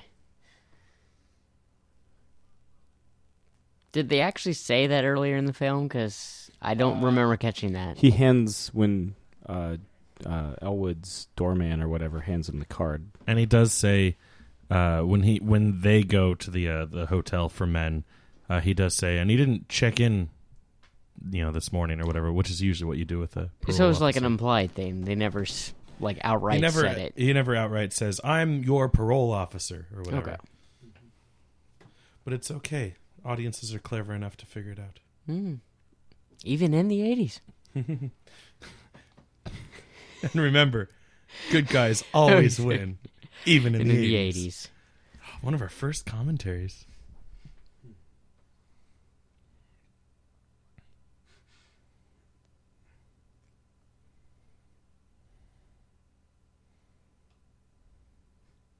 Got enough gas there?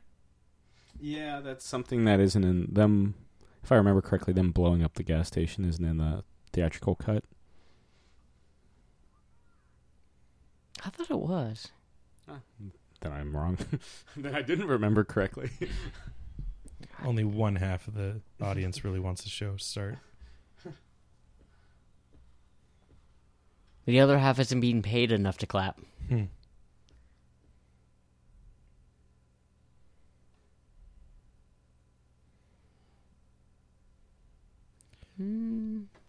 They actually have to add something to the gasoline to make it burn slowly like that.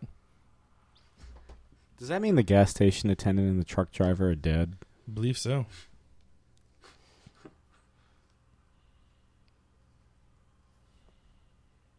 So what, we'd be like at an X rating now?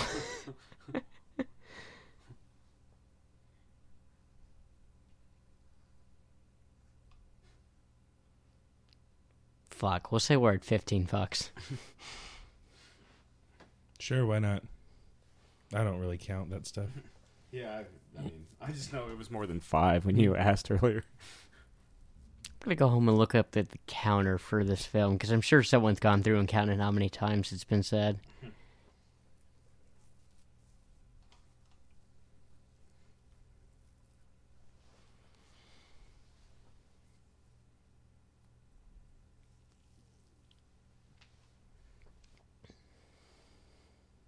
Perfect parking spot. They didn't have an opening act? It's not like they were saying we want the chode. We want the Joe.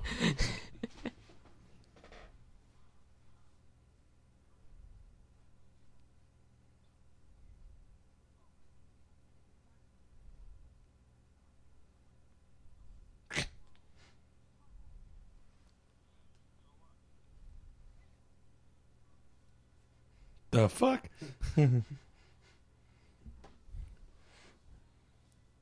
Originally, like around the time that the movie was in production, Cab Calloway had just released Minnie the Moocher as a disco song, and he wanted to do it to kind of help promote that single. But they were like, no, no, this is like an anti-disco movie. Yeah, no one wants to hear that shit, man. Yeah.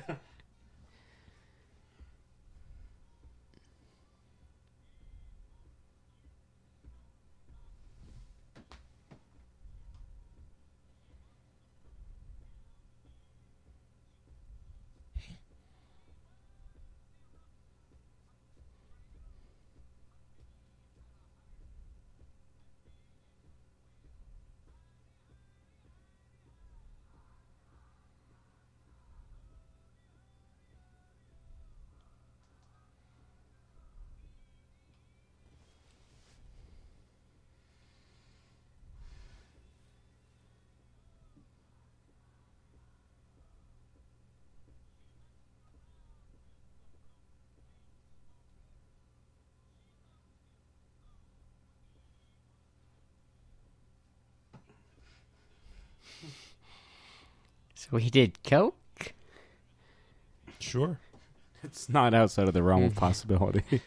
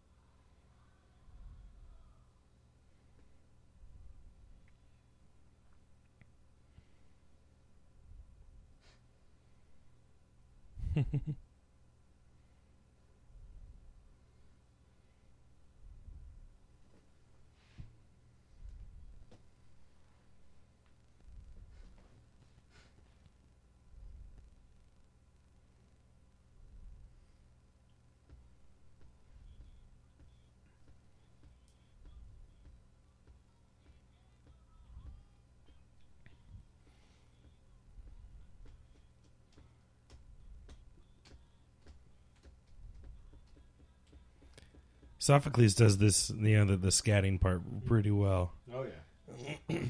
I can't imagine that reading it off of a karaoke screen is very easy. So, I imagine he just has it down pat. That one guy in the eyes. I can't do it. Yeah. You got me. This is where he finally uses that spray glue.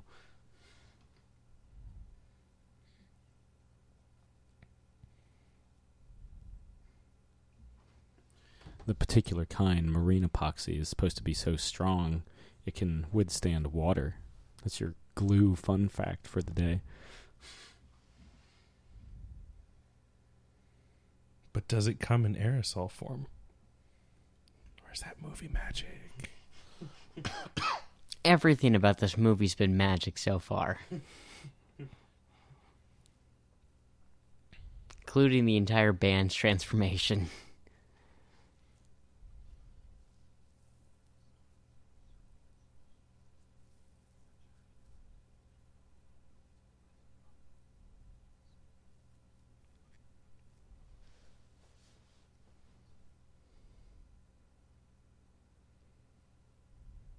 In layman's terms, his tires will blow up. Just the one.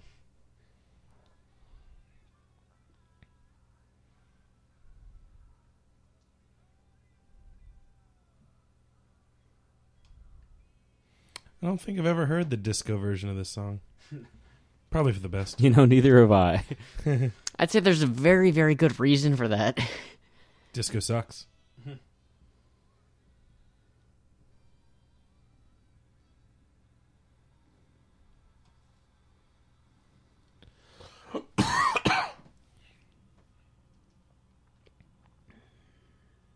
Oof, even with my mouth covered, that had huge waveform. I'm sorry, anyone that was listening.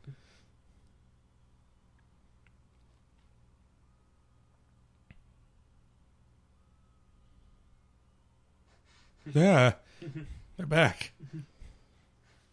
What a frightening transformation.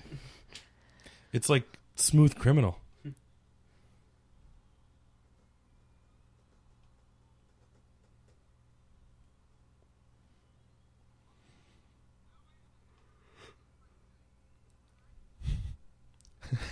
we're gonna stop and wait for them to perform. It's like The Sound of Music. Yeah. So you're saying John Candy's a Nazi? His character. Mm.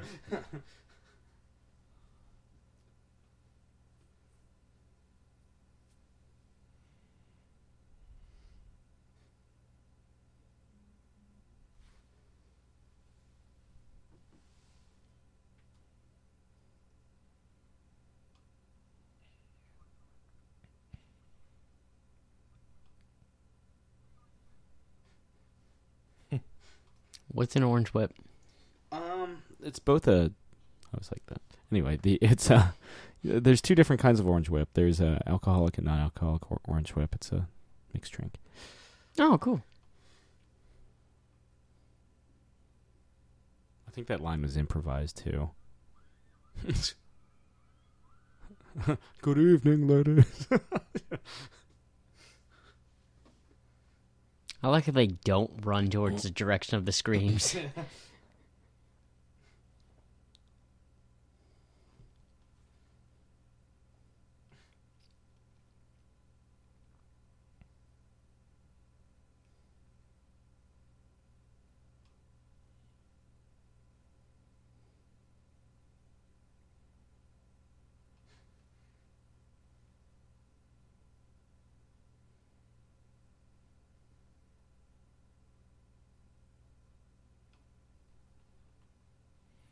I like how that one guy always has a pipe going.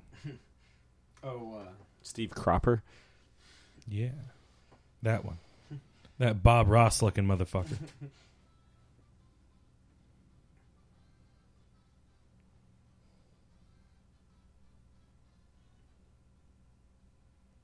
Sounds like music for a game show. Hmm?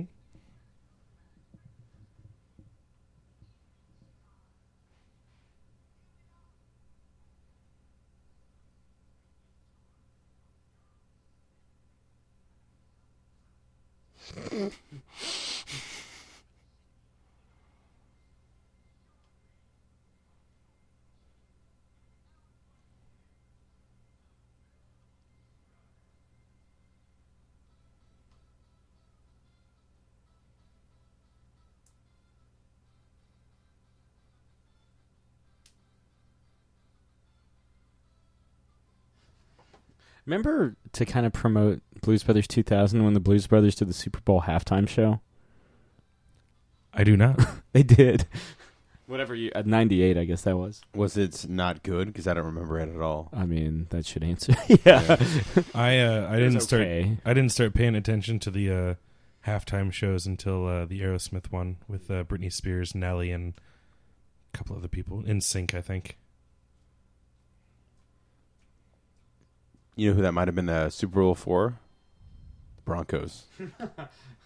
Oh.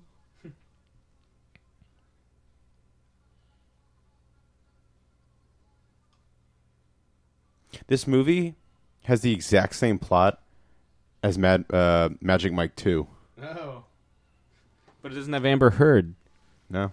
Or Just about getting the band back together to perform in front of a lot of people. Or Joe Manganiello. I was about to say, did Or they Kevin strip Nash. to save a orphanage in Magic I Mike hope 2? so. Not exactly like it, but it's But about it's getting the band back together. Guy Who's- quitting his job So and then who do performing. they in front- strip to save? I said it's not exactly like. Oh. They're conscious in their souls. It's for a nunnery. I'd believe it.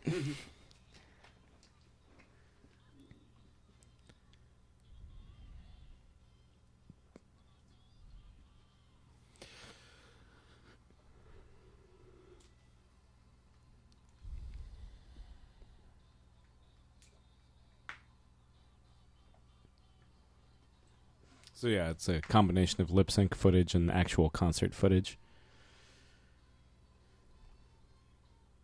And Cab Calloway in the background. That's all I need. That's the real musical act of this movie.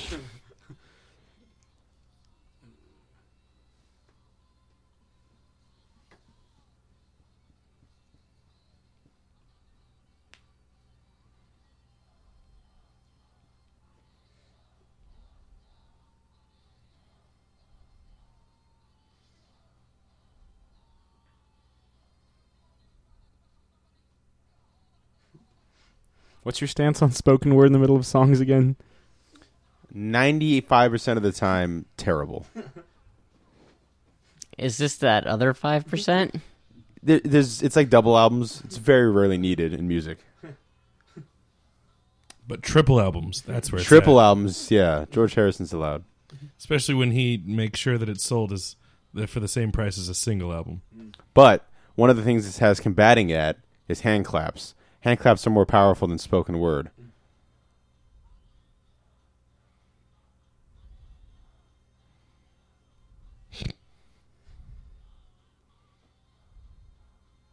I generally dislike spoken word in the middle of songs as well.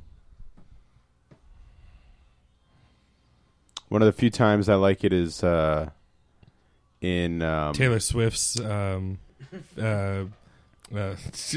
Man Who Ever Lived by Weezer, because it's like done for a joke. Mm.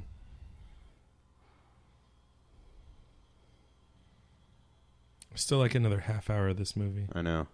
Well, my thing Most of it's chase. my thing Okay. my thing about this, the extended cut, is that so far all the added scenes mostly didn't need to be in there. No, you know, because it's it's just added. It's, Like for me, it's like cool to see a little bit of the backstory. sure. Yeah. Like it doesn't. It's not like Like it's the Aykroyd cut, Yeah. because like it's all about like finding out why he had the glue when it's like it's Yeah. just glue. or why the Bluesmobile is awesome. I don't. Yeah, that didn't what's the word? That didn't translate to me. Yeah, Like parking that. it, It's to me never that- explicitly said. Yeah, to me that was just him parking. yeah. So I'm with John Landis with it's not necessary because yeah. I think I'm didn't- pretty sure Landis just filmed that just kind of like as a hey, look, just in case we have it. Like it's never explicitly said that. Look, it supercharges the Bluesmobile. Yeah. I mean, I don't even see that happen, so as far as I know, it doesn't actually happen. Again, the explicit thing that I said like twice. Yeah.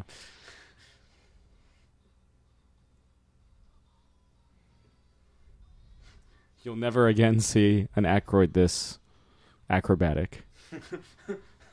Not even after drinking a bottle of his skull vodka. I mean, he might try, but it probably Two wouldn't go as well. bottles. Or, Maybe. or talking about his alien theories. Yeah. Or his love of paranormal science.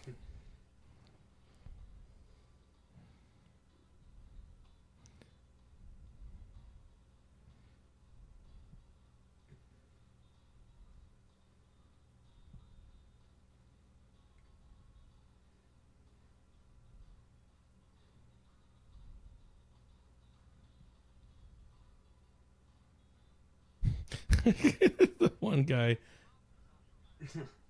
Not until the sequel, Dan.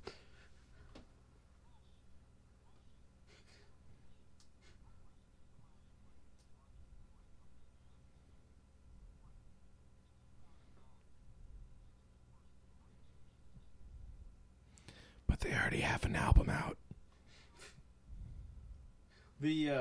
That's a good point. The original working title for the film was The Return of the Blues Brothers, to kind of reference the success of the fucking album and their appearances on SNL, and they were just like, why don't we just call it the Blues Brothers? You know, all right.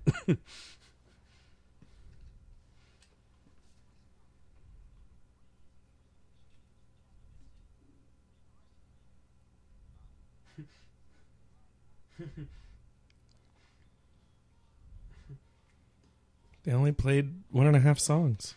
It was only a $2 concert. Yeah. They're that good. Yeah. I mean, my dad saw the Hermits for like a penny back in the 60s, front row. Maybe it was 5 cents. I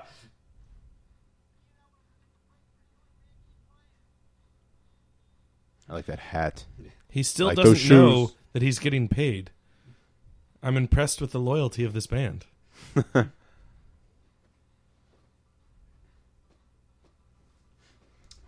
They said it was a band so tight it could turn goat piss to rocket fuel.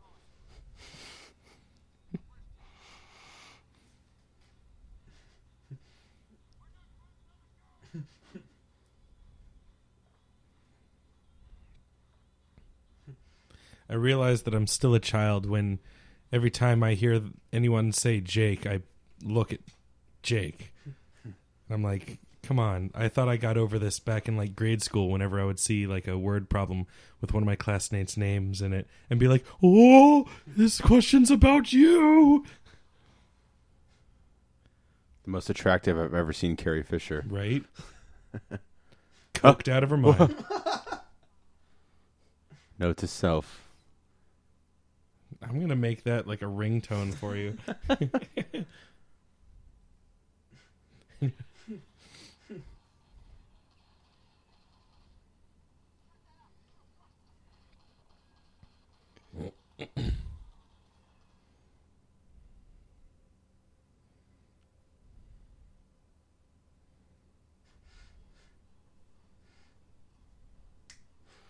So out of 3 times she's tried to kill them, only once she had really good accuracy.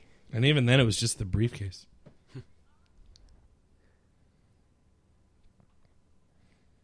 Could you make that my ringtone? You contemptible pig? Yeah, I got you.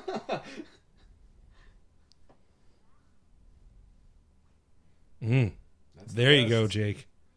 Ooh. It's mostly the sweater, I think. And I'm not mostly kidding. That's an adorable sweater. I like a good sweater. Oh, that's a pinup photo right there. It is. That right next to Slave Leia. That's all I need. Mm.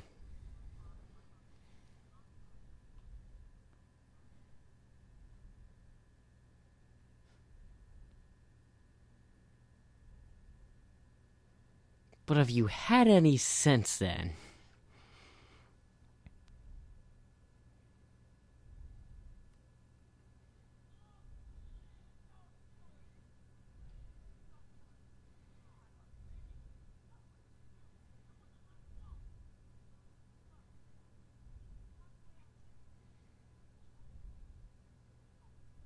You betrayed Shiva. Shiva Komini Soma Kondo Kram. Did we talk about how much I didn't like season 7 Yeah, in the finale? That was a bummer. it was. That's a 6-season show as far as I'm Yeah. concerned. It's not like unwatchable. I just was bummed. Yeah. What It's show? like The League. It's like it's like the med school season of Scrubs. It's not awful. It's just not Scrubs. There's something missing. Yeah. And it's JD, even though he's in half the season. And the finale was just totally unsatisfying. Well, it's because they weren't expecting it to be the. Oh, they finale. really? That's what. Okay. Like they knew that it could be. You missed it. Wouldn't that be Jake's? Yeah. Carrie Fisher saying Jake. Yeah. Everyone Jake, honey. quiet. Yeah. Everyone quiet. Quiet. That's it. We're rewinding it.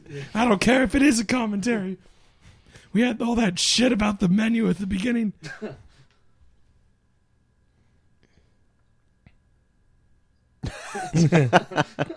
Great song. Oof, that is pink. Oh yeah. Pink Floyd. Oh, cut to some music. Oh, shit, they're dead.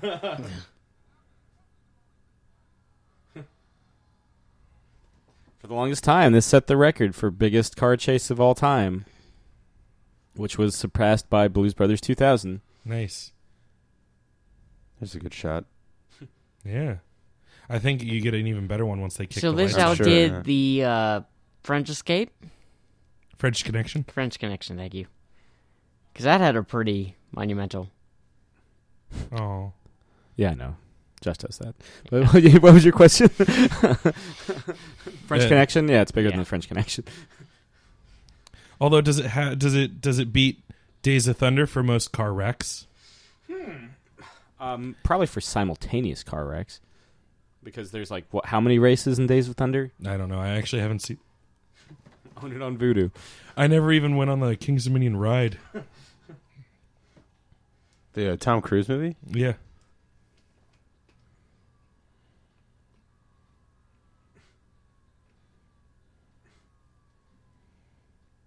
Now that record's got to have an asterisk next to it, I'm sure, because of CGI.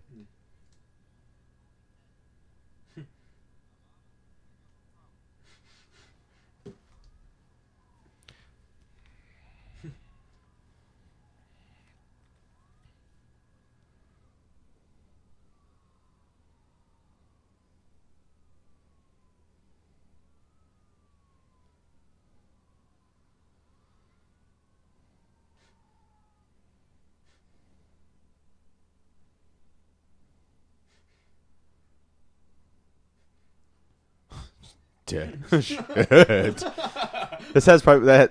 This movie has my favorite shit and my favorite holy shit of all time. Oh. It reminds me of the glue from Who Framed Roger Rabbit. Kinda, yeah. Oh. Yeah. Blues Brothers held the record for most cars smashed until its own sequel deliberately destroyed just one more.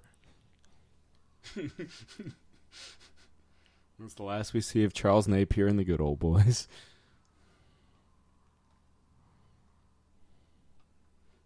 It always bummed me out that Elwood could have hooked up with Twiggy, but can't because he's too busy being chased by John Law. Typical.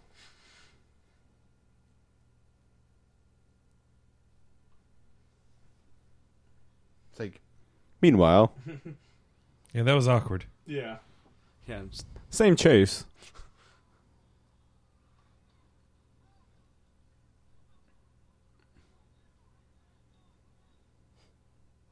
Oh. But oh wait, no. Okay, so I'm getting conflicting results now. I've heard one that says that there's a car chase in the early 80s that dethroned it, but I thought it was... In 1982, a movie called The Junkman, which was the sequel to Oh, the yes, of original course. Gone in 60 Seconds, the junk man. crashed 150 cars, whereas Blues Brothers 2000 only smashed 103. And apparently G.I. Joe, The Rise of Cobra, smashed 113. What? I saw that movie. I don't remember that at all. And I would be hesitant to put that in because I imagine there's a lot of CGI in that. Whereas both The Junkmen and Blues Brothers is mostly real. And by mostly, I mean completely real. The Batmobile chase in Batman vs Superman has nothing on this. Well, he just blows them all up. Yeah. Yeah, I feel like the whole purpose of that chase in that movie is just to show you how indestructible Superman is. Yeah. I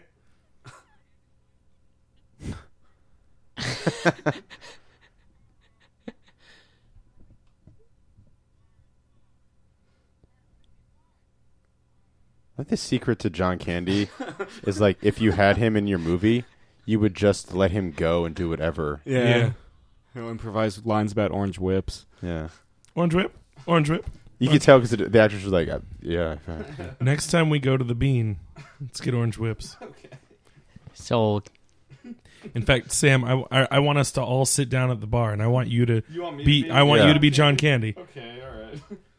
because this is one of your favorite movies of all time. Yes, man. I will be honored to have you be the John Candy of our group. Sure. What is unnecessary violence? Oh, you don't watch the news?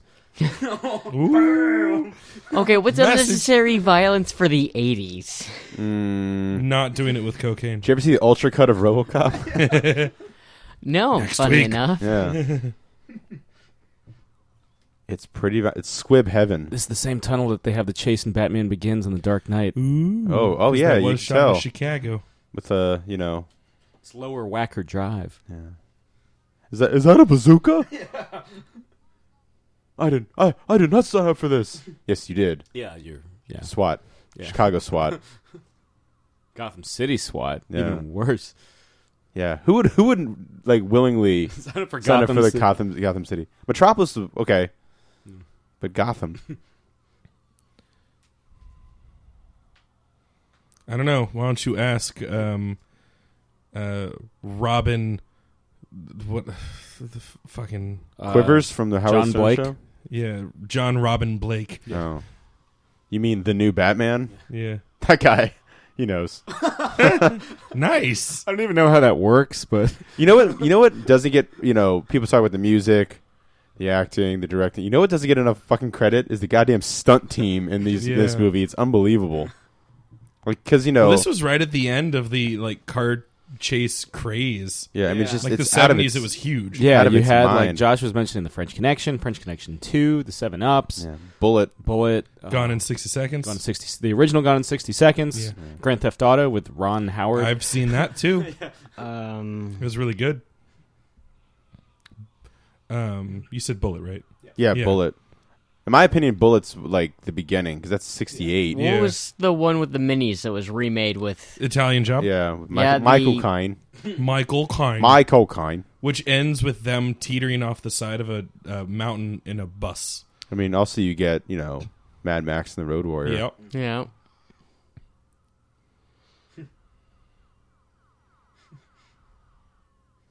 The car chase in Blues Brothers and the subsequent foot chase is just one of those scenes in cinema I wish would never end. Yeah.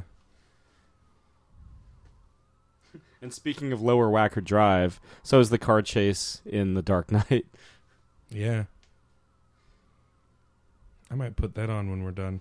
I was thinking about watching The Dark Knight again because for some reason I was just reading quotes from it on IMDb, and I was like, God damn, that movie's good. Is this where all the budget went because they're just destroying cars? That and cocaine. Yeah, again, they had a 24-hour auto shop to fix up cars for the next car chase or the next shot. God, I can just imagine what the cleanup crew must have. You know, been I think like that's for the this same. I city. think that's the same intersection where Bruce Wayne wrecks his Lamborghini. Looks like it, yeah. I mean, it's an intersection underneath the L. I'm pretty This- certain there's a Lamborghini stuck in there somewhere right now. For Here's as your far as- unnecessary violence, Josh. For as far as I know, this is the intersection right next to where I used Yeah. to live in Brooklyn Yeah. because we had an elevated train right there too. Station wagons. At this What point, is he driving? Is that Station wagon. At this point, the orange one? Yeah, they're all station they're wagons. both. They're just different colors. At this point, Apocalypse Now has already been out for a full year, which has the Flight of the Valkyries sequence. God, that is tiny for a station wagon. He's got the Luger. Lex Luger? Yes. He tries to kill British Superman. And the Hulk. Not the Incredible Hulk, but the Hollywood Hulk Hogan. Ooh.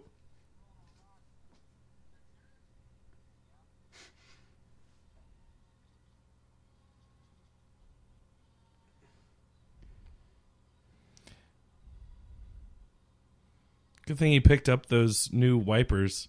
Yeah.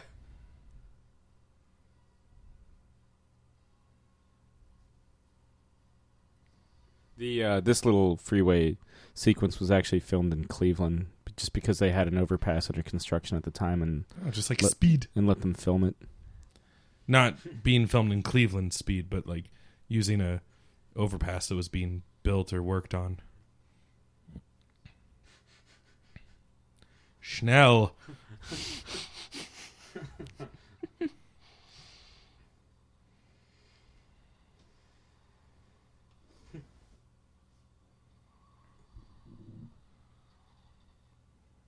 That looks more And like a stay typical off. station wagon.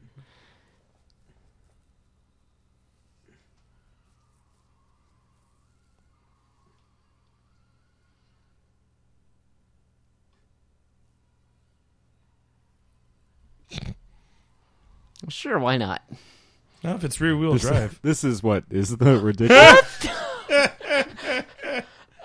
What in the... I'll allow it. Yeah. Fuck it. Oh.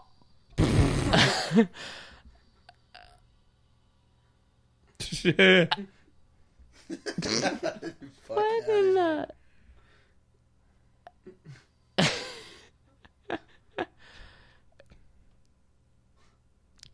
Grease.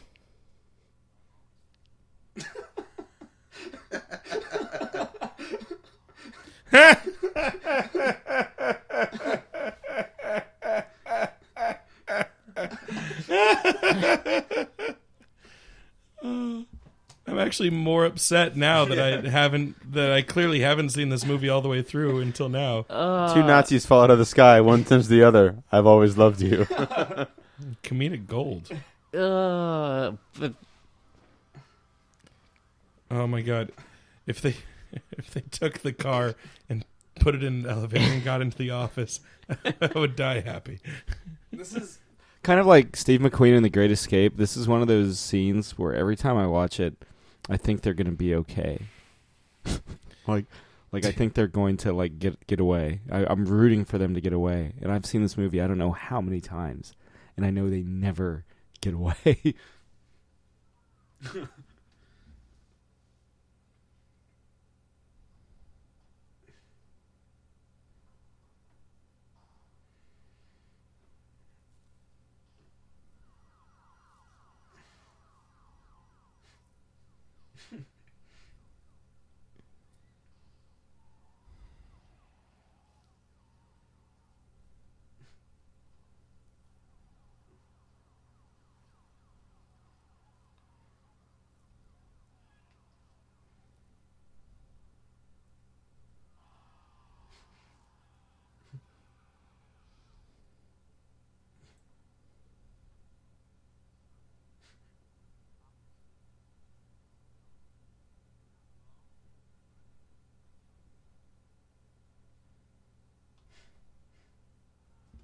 The assessor of Cook County, who you'll see in a few minutes, is Steven Spielberg.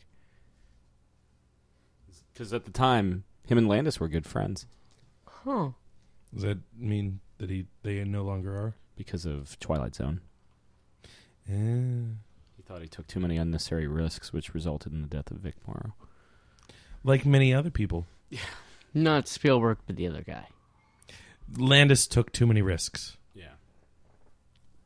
I was trying to remember who directed the film. Both of them. Well, yeah, they each had little segments. Oh. And Spielberg thought Landis' segment took too many risks. Yes. Vic Morrow dies during the production. 2 children died during the production of Landis' segment. Right, that was the helicopter one? Yeah. Yeah. It's not actually the helicopter sequence is not actually in the film, but it's part of the white guy going through all the hardships of other races throughout the years.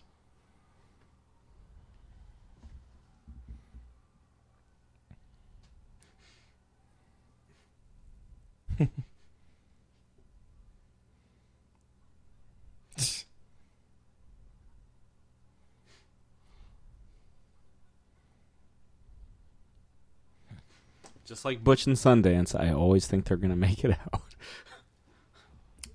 I don't know how you could think they make it out of this. I don't remember them doing a slow motion run out. Butch and Sundance did a freeze frame run out. Not slow motion. Not that it matters.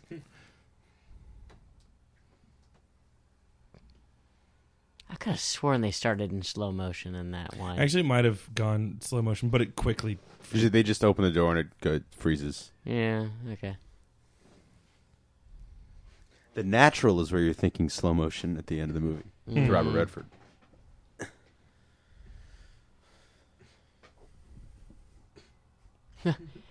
And if you look at here now, there is not a gaping hole where those doors are.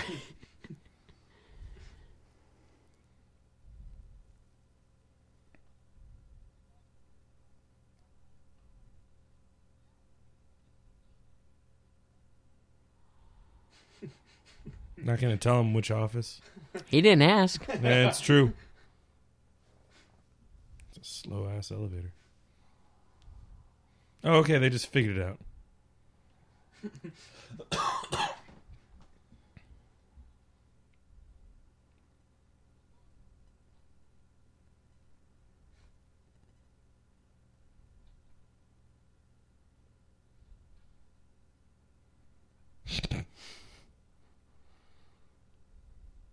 He is really determined.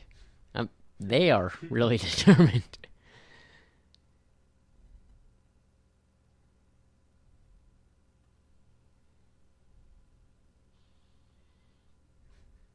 Electrical genius.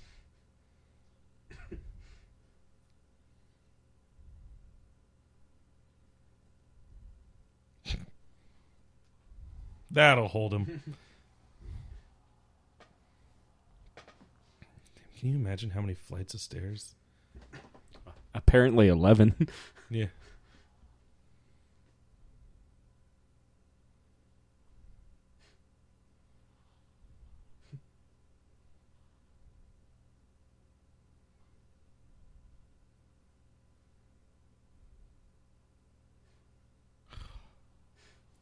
That's what trips him up, man. If Spielberg was there, they may have gotten out. Who knows? The Blues Brothers would have found a way.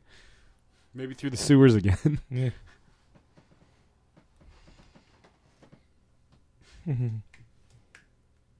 So Spielberg was casted in the role, but I mean, it's just a cameo.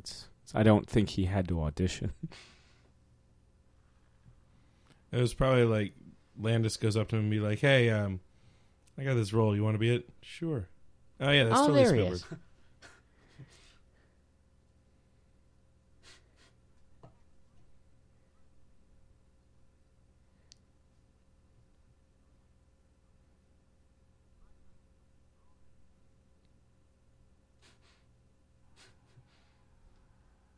I'm going to use this to make E.T.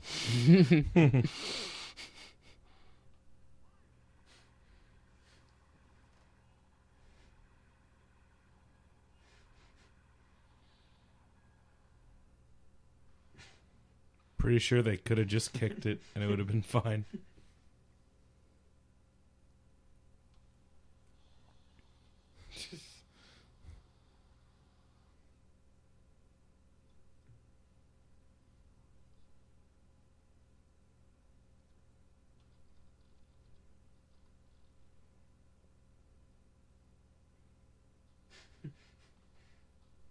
Have fun making ET. The first person that jumps on the table and starts dancing, Josh, is Joe Walsh. Jesus, who didn't they find to be in this movie? Jesus. No, he was in it.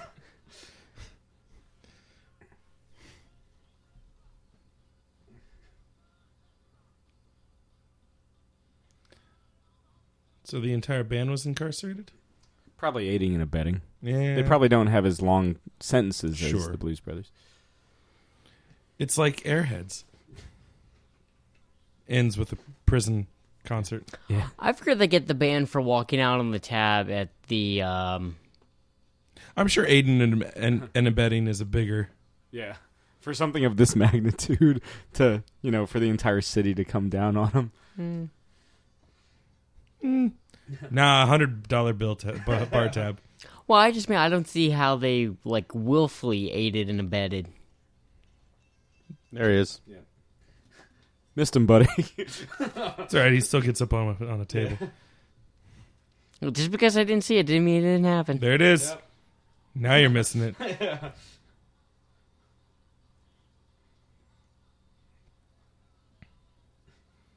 That's me.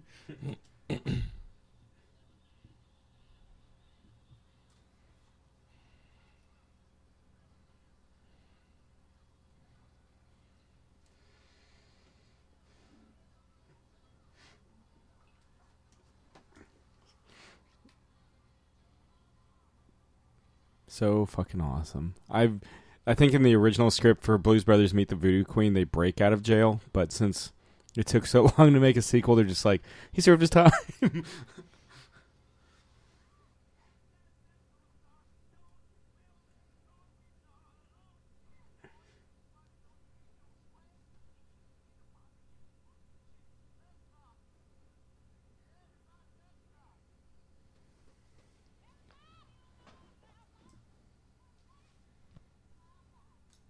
Now these are live recordings. Yeah. Oh, it's done on the pipe.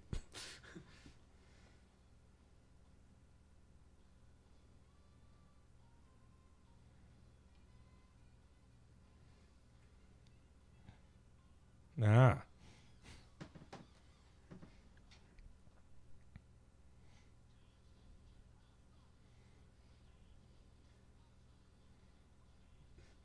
Hmm.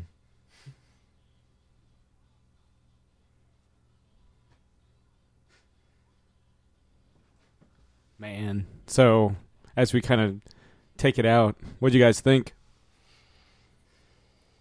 It's hilarious. Yep.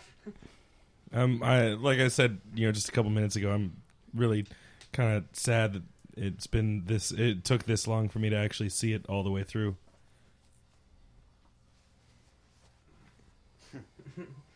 Crew.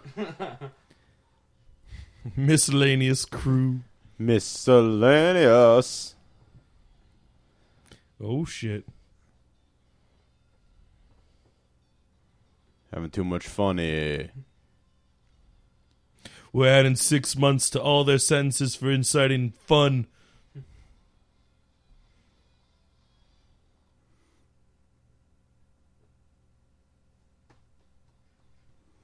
It's a good old jam. It's a fun movie, man.